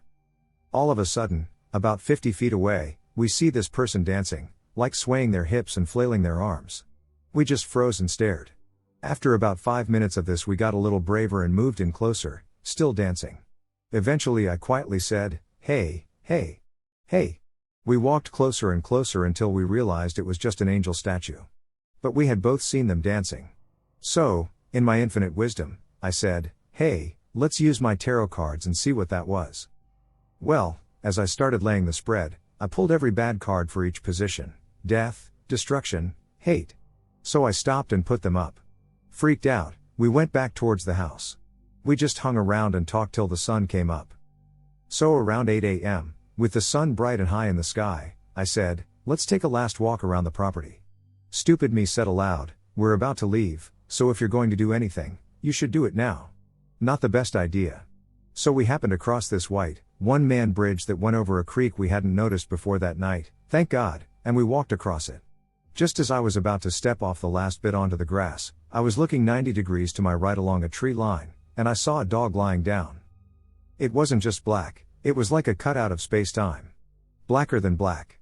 As my eye scanned left, there was another tree and another dog, black as the one before, but he was standing, facing me. Then another tree, another larger animal. I kept scanning to my left, and between each tree was an animal shape larger than the last one. Perhaps between 10 to 15 of them. I'm not sure. The second to last animal shape I remember that was now directly in front of me was like 6 feet tall in the shape of like a tiger or something. Then I saw him. He was like 10 feet tall, he was as wide as 3 men, and his arms went past his knees. He also was blacker than any earthly black. He was bowed up like he was mad. His head must have been jutted forward because it was just a semicircle, no neck. I just stood there frozen. I guess trying to make sense of what the duck I was looking at. I was trying to look for a face, which there wasn't one. It seemed I was looking into his empty face forever. Then suddenly two sideways wispy, smoke-like forms appeared where the eyes should be, and just as quickly they popped into perfect circles. The only way I can describe what they looked like is when you look at a bubble and you see the rainbow shifting and swirling. It was like that, but shining silver and black swirling. When I saw him, it was like he was broadcasting I don't know how to describe it. It wasn't like out loud in my head, but I understood it perfectly. If it wasn't for blank, I would be ducking you up right now, like exactly in those words, but the blank was censored. Maybe because I was saved, or maybe it was the stupid pre-written protection prayer we said aloud when we got there. I doubt that one. Maybe it was against his rules. I don't know. At that moment I snapped out of it and ran. We packed and left. The ducked up thing is that the week after I got home, every night between 2 to 3 a.m., I would wake up in dread with something tapping at my window. The last night it happened, I woke up with fear I've never felt before and screamed out, "Jesus!" And I saw a human shape run across my second-story bedroom windows. I have never seen a shadow come across there in 12 years. The only way I got it to stop was by burning my tarot cards and repenting and renouncing for opening myself up to those cards. This was the very next day. I used to sit and converse with those cards by myself. The strange thing is, the cards had warned me about going, saying it would affect my mental state. You think? I had a bit of a breakdown afterwards. A pale-looking humanoid. I have been in a long-distance relationship with my girlfriend for a couple of years, and every summer and winter break I'm able to travel to go see her. This encounter happened about 2 years ago at my girlfriend's house. I should mention that my girlfriend lives on the outskirts of her city in Mexico, where houses are around 200 to 300 yards apart and surrounded by dense woods. Usually, days and nights there go about peacefully, accompanied by the sound of the woods and the occasional car passing by from others who live nearby. I had always considered her place to be perfect to spend time outdoors, until this occasion. Honestly, I don't think I have ever been this scared in my life. I will always remember this sighting. On a chilly night in December, I was at my girlfriend's house. I had planned to spend the night with her since she would have been by herself that day. Her mom was out of town, and she didn't want to stay by herself either. We were having dinner in the kitchen at around 8 p.m. We chatted about activities we could do tomorrow, tasks her mom asked her to do, how much we missed each other, among other things. After about an hour of conversation and laughs, we decided to go into the living room and cuddle on the couch, watching TV. We both got up and put the dishes in the sink. She went into her bedroom and I went outside to the bathroom. The house layout consisted of a long corridor that connected pretty much every room in the house and a back door at the end of the corridor that led to the patio. The patio was open, full of trees and plants, and the only thing separating the patio from the woods was a fence made up of stones and barbed wire that stood at around 1 meter tall. Halfway down the patio, there was the bathroom, being lit by a single and weak light bulb, so if anybody wanted to go, they had to walk outside, even if it had to be in the middle of the night. I'm not coming here at night, I thought. I remember when I opened the back door and stepped into the patio, a cold breeze stroked my face and sent shivers across my back, so I hurried to go back as quickly as possible because, to be honest, I was a little spooked going outside in the darkness, knowing that the woods were pretty much a few steps away. I finished doing my business, washed my hands, and started walking back, being careful not to trip on something because the light bulb was almost non-existent. I was about halfway when I heard a noise to my left, like someone stepped on a branch and broke it. I stopped and quickly turned, trying to see what made the noise, but I could only see a portion of the fence and nothing but darkness beyond that. However, I had this weird feeling that someone or something was watching me, something on the other side of the fence. I stood there in silence for around 30 seconds, listening to the surroundings, only to notice the crickets had stopped chirping. I got a bit freaked out because I knew for sure they were chirping when I first got out. I was somewhat scared to move, but I did anyways, almost running to get inside as soon as possible. When I returned, I went to my girlfriend, who was already in the living room, lying down on the couch with a blanket on top. She noticed I was a bit agitated and asked me what was wrong. "Your patio is scary," I joked, hesitant to express my feelings to her because she dislikes anything related to horror or scary things. I decided to brush it off, so I went around the couch and sat at the other end of it, putting my girlfriend's legs on my lap and asking what she was watching on the TV. I turned to my right and noticed there was a huge window on one side of the wall that gave me a perfect view of the patio. I didn't see it before because it was next to a cabinet, being covered on the way into the living room. Now that I knew about it, I kept turning to see outside, still thinking how scary it looked. As we were watching a boring documentary, I took off my girlfriend's socks and started to rub her feet below the blanket. After all, it was a chilly night and her feet were cold. We didn't have a conversation, I was getting sleepy, but after around 20 minutes, I started hearing noises outside, noises that seemed to be coming from the patio. I grabbed the controller and muted the TV to make sure I was hearing right, and I was. It sounded like tiny twigs breaking and grass being brushed. I quickly turned to my right to see outside the window, but I could only see the plants and part of the trunk from a big tree. The noise, although faint, stopped for a few seconds, resumed a few moments later, and stopped again. I stood frozen, watching outside the window, almost as if waiting for a thing to appear. "What is that noise?" I whispered to my girlfriend, but after I didn't get a reply, I turned around and stood up a little to see she had her eyes closed and had fallen asleep. I was a bit freaked out, but I chose to believe it was probably a coyote or some other animal that lurks around in the woods at night. I kept watching the TV mute, waiting for the noise to start again, but after a while I realized it had stopped. I turned around one more time to see outside the window, and I felt my heart sink to my stomach. The first thing I noticed when I looked outside that time was a faint image of a gray, pale and tall humanoid figure, peeking from the side of the big tree trunk, staring right back at me. I suddenly froze in fear, not wanting to even slightly move or breathe.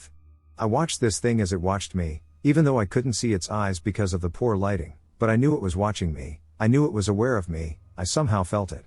The creature was, like I said, pale, really pale. I could see the contrast between its skin and the bark of the tree.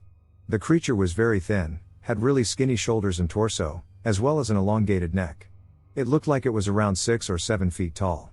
Unfortunately, or should I say fortunately, I could not distinguish in detail any facial features because of how dark it was, but I could perfectly picture in my head the shadowy areas around where eyes would be for a person and a huge other one where the mouth would be.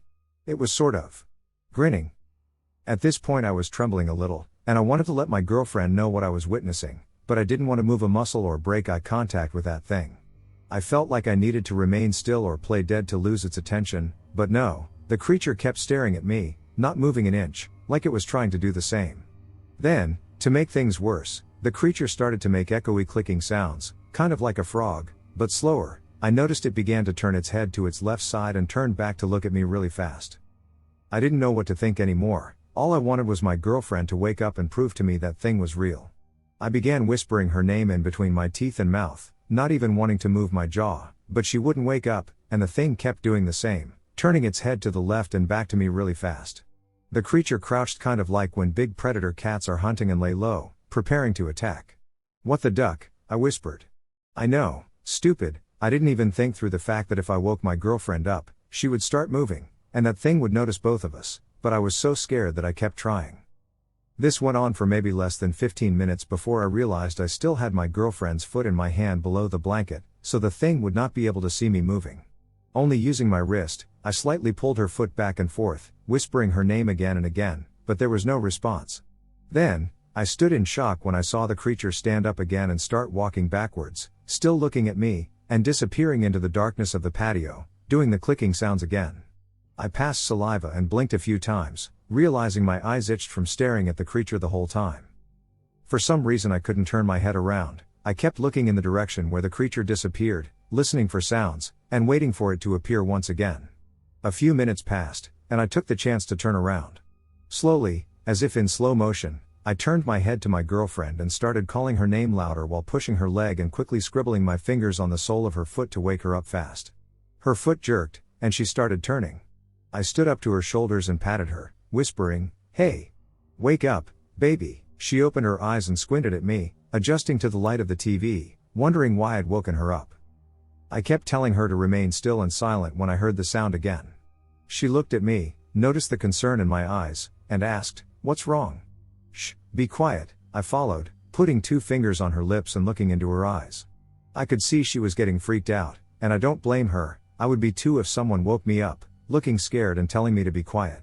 The clicking sound went off again, but it was louder this time, almost as if that thing was on the other side of the window. This time, both of us heard the noise, and we stood looking at each other in silence, getting more and more scared. "What is that?" my girlfriend asked, but I remained quiet. Again, in slow motion, I started to turn my head to the window to check, and there it was.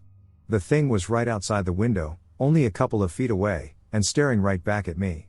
This time, I had a clearer vision of how it looked. I was wrong.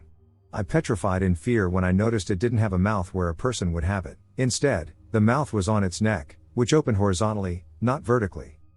As its mouth opened, It vibrated with the clicking sounds, and hundreds of tiny, razor-like teeth shone with the window glare. It had oval-shaped eyes that were as dark as the night. I felt its gaze pierce through my soul. I started shaking and breathing faster, not believing what I was seeing. My girlfriend peeked by my side to see what I was looking at, and I instantly felt her body tense up under me as she started to ask me in a trembling voice what that thing was, but no answer came out of me. Now we were both scared to even move a muscle. After the humanoid noticed my girlfriend move, it gave a step forward and lowered its head, almost as if it was scanning us. We jumped in fear after seeing the thing doing it because we thought it would start coming towards us. My heart was pounding so fast I thought I would faint at any time. Then, the thing began to walk slowly to its right side, in the direction where the door to the corridor was, resuming the clicking sounds. If you have seen the movie Signs and remember the scene where the humanoid came out of the bushes outside the house, that would be an accurate representation of what we saw. We took a good look at every inch of that thing's body. It walked with its head turned to us. After we lost sight of it through the window, we both sat up and looked at each other when suddenly, we heard something scratch the metal door that led to the corridor, as if the thing was grazing its fingers on it. Without thinking twice, I grabbed my girlfriend's wrist and jolted out of the living room, locking ourselves in her bedroom. We sat on the floor right next to the bedroom, hiding in case that thing got inside. The scratching sounds continued, and my girlfriend started to sob, still asking about what we saw. I felt powerless knowing I couldn't do much to reassure her. I could only hold her and hope for the thing to give up and leave. The noise continued for about 3 minutes when it suddenly stopped. Then, we began hearing footsteps noises all around the house, so we kept turning to whatever direction we heard the noise come from. Eventually, the noises stopped, and after an hour or so, we figured the creature had left. My girlfriend, still with tears in her eyes, told me if we could lay in bed. I agreed because my back was hurting from being in that crouched position for over an hour. We slowly crawled into bed, making the least noise possible, and covering ourselves with another blanket. "Don't worry, baby, everything is going to be okay tomorrow. Try to get some sleep," I told her as I tightened my grip around her. She didn't reply, but after a while she fell asleep again. I didn't get a minute of sleep that night. I kept my eyes open, listening to every sound around us. The next day we didn't even want to touch the subject. All we said was that the creature was not from this world. My girlfriend said she felt the creature's gaze pierce into her, almost as if that thing was feeling with its pure sight. Nothing else was said. We were left sort of traumatized. I realized she was going to have to put up with that fear of going outside in the future, and I didn't want that thing anywhere near her again, or her family.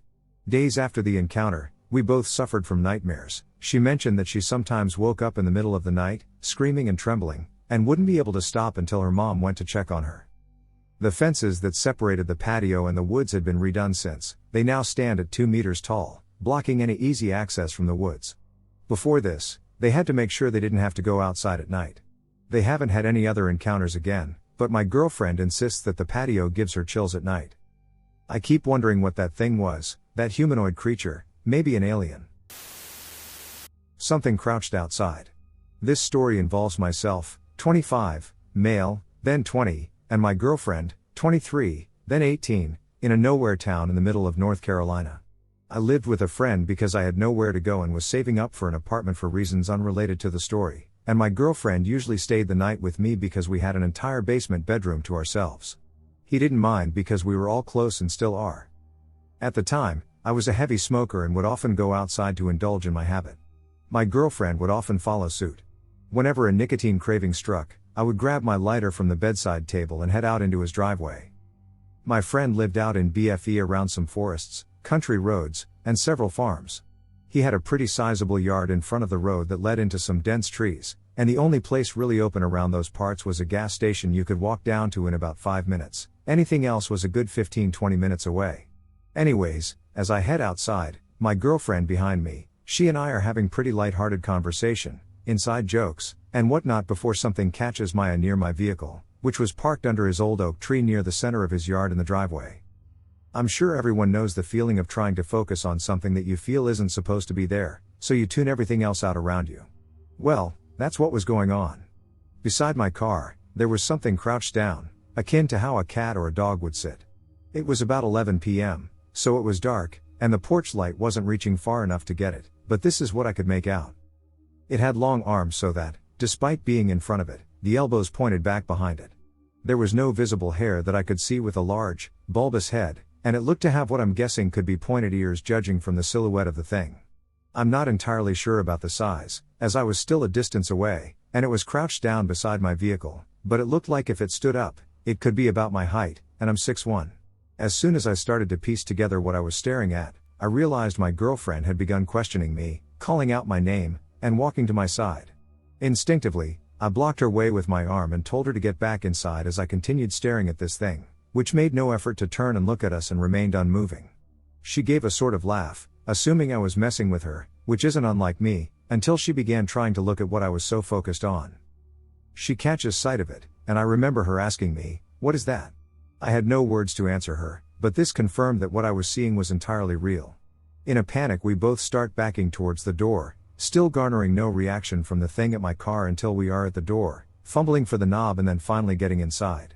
After we're inside, she asks again what that was. I still had no idea.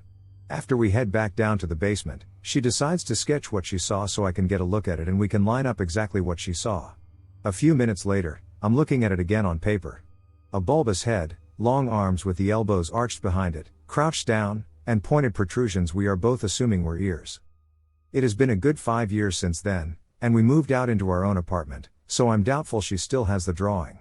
If anybody is interested, I can always ask. Thanks for reading my mess, and if anybody has any questions, I'll check back here when I can to answer them to the best of my ability. Encounter with a Wendigo skinwalker. So back around 2017, one summer I decided to go on an extended weekend solo camping trip to the Northlands along Lake Superior in my state of Minnesota. I decided I wanted to go back to a place a friend had taken me to a couple of years prior. It is a lush yet brusque environment, the campsite nestled right next to old ancient flat riverside bedrock stone carved out from what today is called Beaver River. To get to the site, I parked alongside a gravel pullaway nestled on the side of the road that borders the river from about 200 inways. As I got my gear all ready to go, I looked across the street and happened to notice the back of an old shed that seemed to be up on a hill behind the local agate and crystal shop along the main coastal road. It said Indian Burial Grounds. I found it peculiar to notice, as I wasn't thinking to look there, but it popped out in my awareness.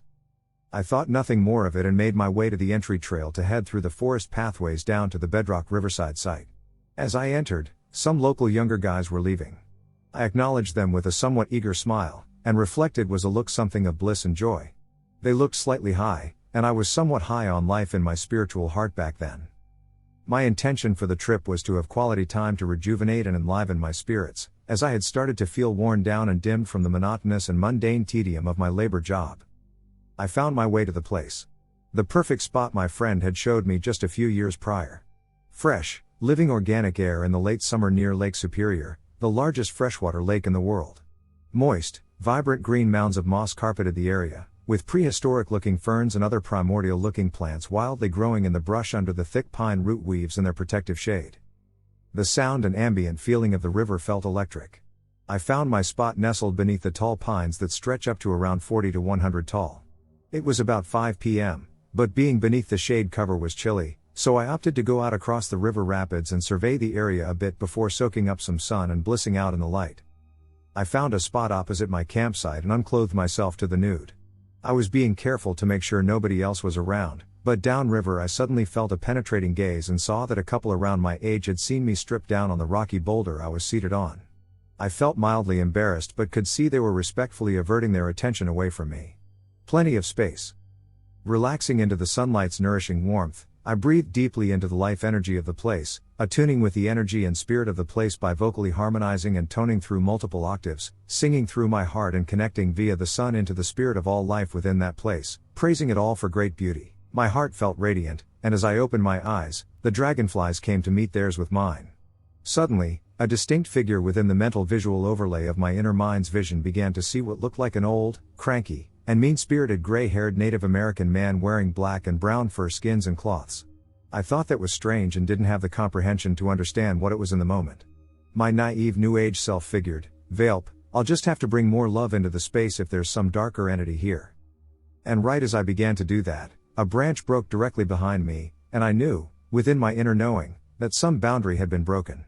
My rational mind thought, "Whoa, was that a squirrel or something snapping?" I didn't see or hear any other activity behind me. But I felt unsettled and quickly got my clothes back on and made my way back to my camp. By this time, it was around 6:30 p.m., and the setting sun cast the shade of the trees even further across the river and the ancient bedrock in front of my camp.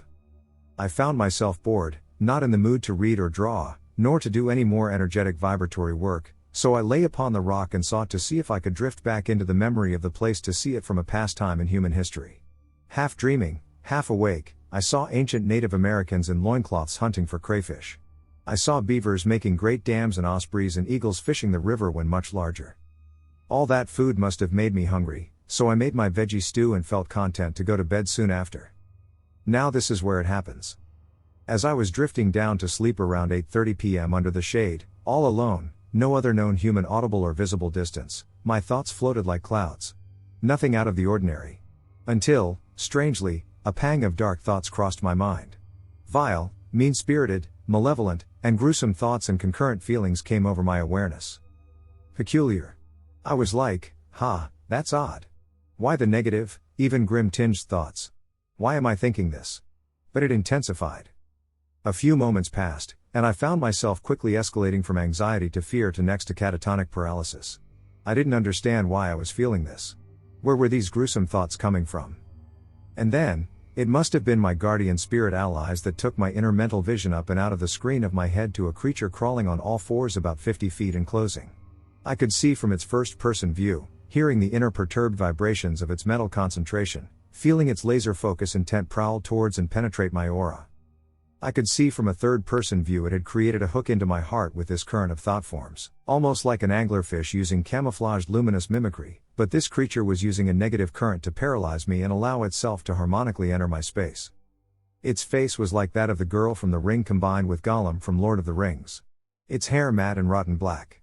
Its eyes are grave, dead, grayish-black, large, and glossed over. Its mouth like a rotting fish and zombie. Its skin is fetid and gray. Its flesh thin with bony landmarks jutting out. I saw it. Holy duck. I thanked whatever helped me realize what was happening to snap out of its paralyzing grip on me and knew what was happening. I knew exactly what to do.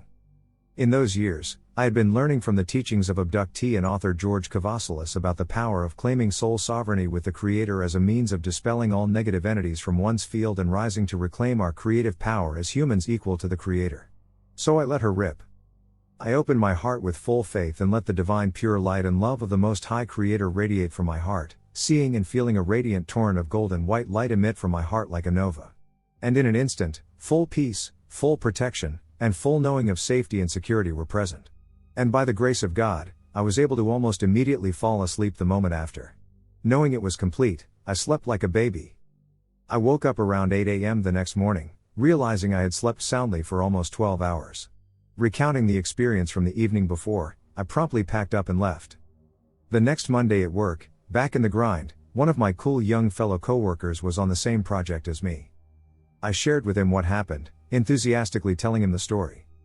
At the point at which I described the encounter and the look of this being, he looked at me with terror in his eyes, white as a ghost. He said, "Dude, do you know what the duck that sounds almost exactly like?" I was like, "What?" I grew up along Lake Superior in Algonquin territory, and they have lore about this demon creature called the Wendigo. What you described sounds exactly like it. Look it up. Dude, that's why I never go out camping alone. Crazy shit is out there. Sure enough, online images artistic illustrations were a match, minus the horns. I had no idea. Other friends who grew up in the Northern Lakes region and are active in esoteric and paranormal research said that seeing the omen of the Indian burial ground and the energetic spiritual boundary I crossed by singing my ass into that place was what caused the being to manifest or seek me. It seemed less of a flesh and bone animal and more like a demon. Anyways, there's that. Lesson learned, heed observance and respect to indigenous soul grounds. My skinwalker story. Before I begin, I would like to say that this is a very long story. It's been something that's haunted me since I was 6 years old, since my first encounter with it.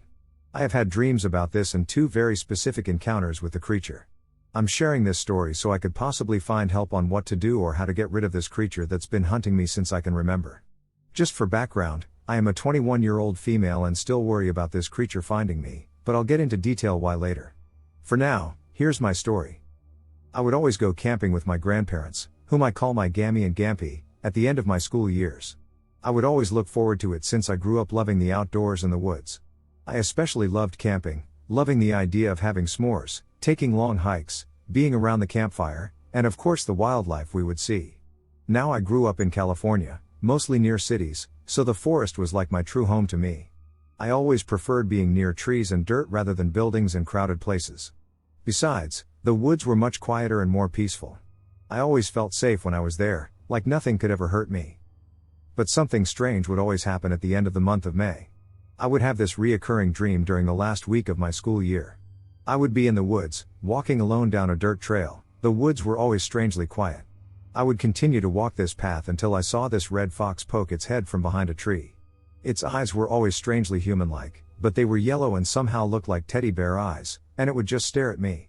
It wouldn't make a sound at all. It would just watch me. Usually in my dream I would go up and pet it, that making the fox finally make a noise, usually a soft growl. Then I would continue walking, and it would follow me. The first time I would have this dream was when I was actually around 5 years old, and it lasted until I was about perhaps 11. Over the years it would be the same exact thing. I would walk in the woods, find this fox, pet it, then continue my hike with it alongside me. But about having this dream for the 4th time, it would start to walk behind me. That's when I started to feel uneasy about this fox. I could hear it making odd noises, but every time I went back to look, it was just walking like nothing was wrong, even, somehow, giving me a smile. Sorry to go on about a dream, but I now believe that it was a warning of the creature. Now that the dream is out of the way, I can talk about my first true encounter. I was 6 years old and was going on a camping trip with my Gammy and Gampy for about a week. Of course, I was very excited for it, being able to barely keep myself in my school seat for the last day of kindergarten. They had picked me up right as the bell had rung and already had the camping trailer attached to my Gampy's truck. I remember he drove an old red truck that only had 3 seats, me always being in the middle. It took about 2 hours to get there, and another good hour to find our usual camping spot. It was deep into the woods and far from other people, as my Gammy wasn't too fond of being around other people while we camped. As they were setting up the camping trailer, I wandered around the campsite, loving to dig in the dirt for bugs. I had sat down on the dirt and started to dig, but I noticed how strangely quiet the woods were. It was never quiet, not even in the dead of night.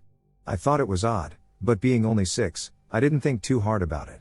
As I continued to dig for bugs, however, I thought I heard my Gammy call for me. She would usually call me Sugar Booger, that being a nickname she gave me since I was born. That's what I had heard, but it sounded like she was very far away and somewhat sick.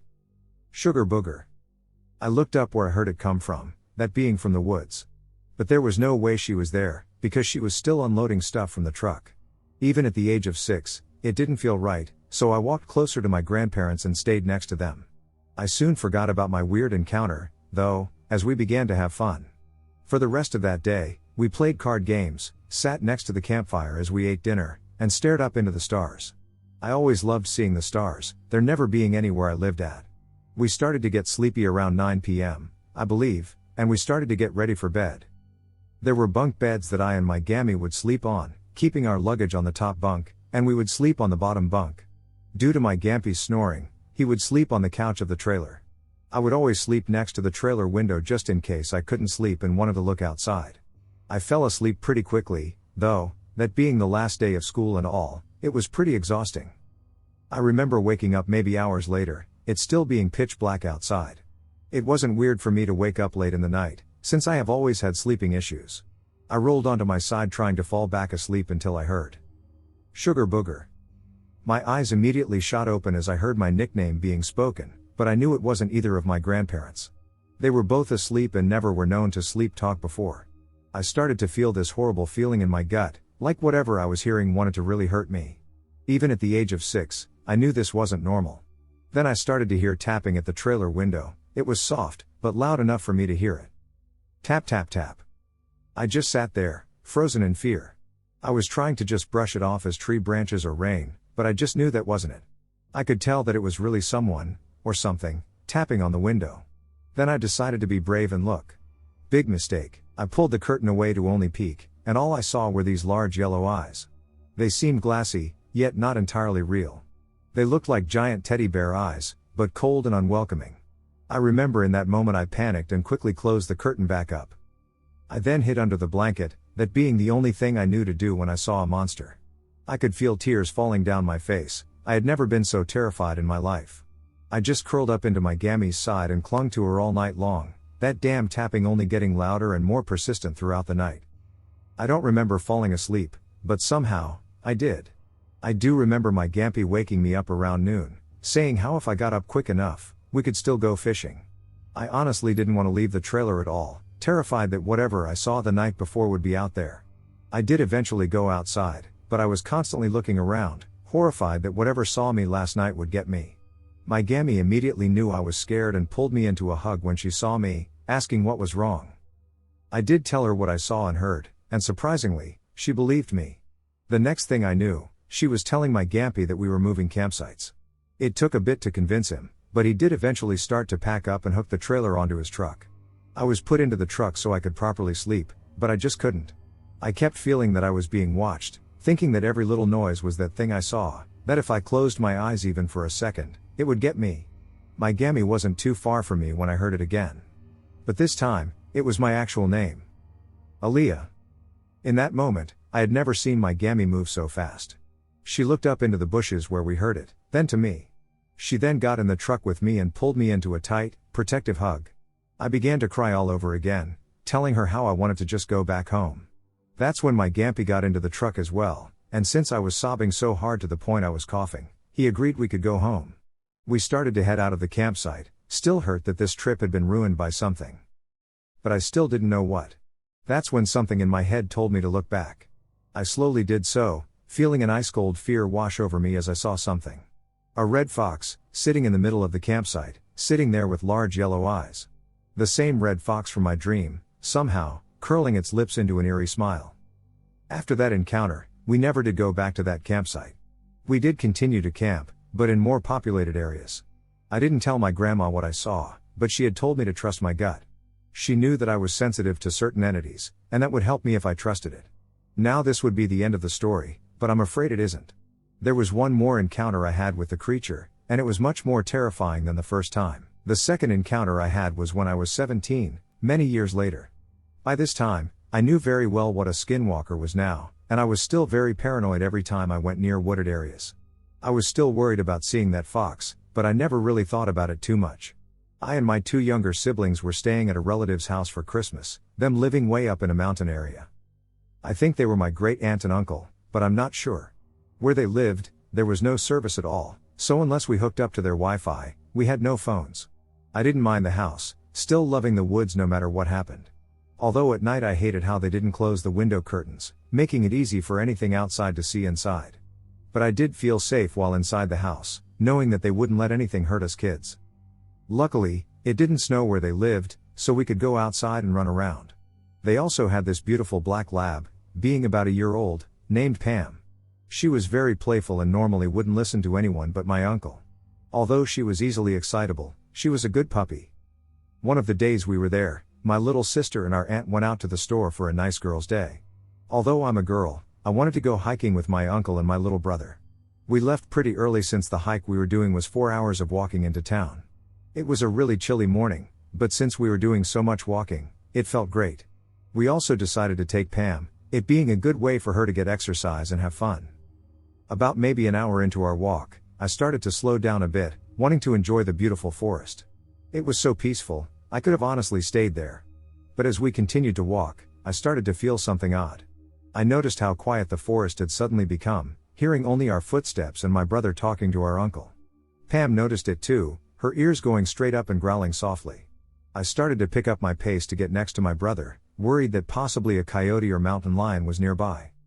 I knew, though, that they wouldn't be out at this time, though even if they were, they didn't walk near the roads. My little brother was only 9 at that time, and being the oldest sibling, my natural instincts to protect him kicked in. My uncle noticed the silence as well, telling us to stay close to him and Pam, who was now next to me and still growling. I began to feel that horrible feeling again, that ice-cold fear I once felt when I was 6. I tried so hard to not think of the creature, but it was all I could worry about. I was scared, I felt like I was back to being that scared little 6-year-old girl again. I had to stop for a moment, though, seeing my shoelace came undone. I quickly kneeled down to tie it back up, trying to hurry and just get out of there. That's when I heard it, Aaliyah. In that moment, my heart dropped into my stomach. My eyes were widened, and I could just feel myself start to shake from fear. It was right next to me. I heard it clear as day. I slowly turned my head, and there it was. That same red fox, still having those horrid yellow eyes and that same demented smile. Only this time I saw it much more clearly. Its fur looked so matted and disgusting. The smell it had was like rotten, decaying flesh mixed with garbage. Its limbs were much too long for a normal fox, the back legs bending completely the wrong way. Those eyes were still the worst thing about it, but now they looked emptier than I had remembered. I wanted to scream, run, and cry, but I just couldn't. I was frozen as I was, too scared to even blink. Then I heard it speak again. This time, however, it had mimicked my little brother's voice. "Found you." Before anything else could happen, Pam suddenly jumped in front of me and started to bark like mad, snapping and growling so aggressively that it scared me out of my frozen trance. When I looked back, it was gone. I used that moment to run over to my brother and uncle, who didn't see what I saw. They were too far ahead now. But I heard my uncle start to pray and sing a song under his breath, keeping my brother and myself close to him.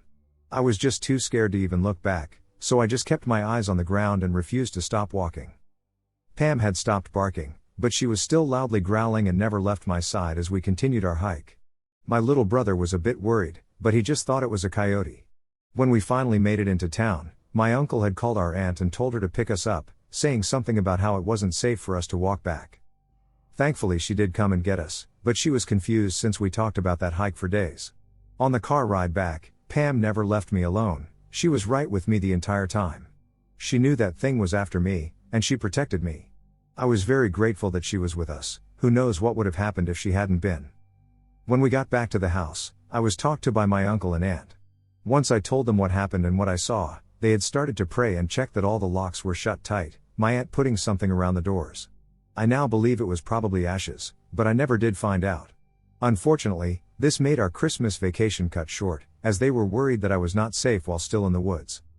We had to be taken home the next day, them making an excuse of how there was an emergency with a friend and that they had to help them out. I felt horrible that this Christmas was ruined, but once I did leave the woods, I truly felt safe again. Before they had to drive back home, though, they told me that it wasn't my fault and that luckily it didn't hurt me or the other kids. It did make me feel a bit better, but it still brought up a lot of questions and worries. It was still around. How? Why? What did it want with me? Does it want my skin? My soul? Was I just going to be tormented by this thing forever? I still don't have answers to these questions, and that's what really scares me. Now, I've long since moved from California and now live in Kentucky. I do live in the woods, but so far, that thing hasn't found me. I know that seems very stupid on my part, but life had changed a lot when I was growing up. I was given no other option to live somewhere else, and my grandpa in KY was kind enough to let me live with him, so please don't call me an idiot for moving to the woods when I had no other choice. Anyways, while I'm happy it hasn't found me, I'm still worried. Can it still find me? Is it still hunting me? I'm not close to anyone who knows truly how to get rid of this thing, and that's why I'm telling my story now so I can possibly find help. So please, if there's anyone out there who does know, help me.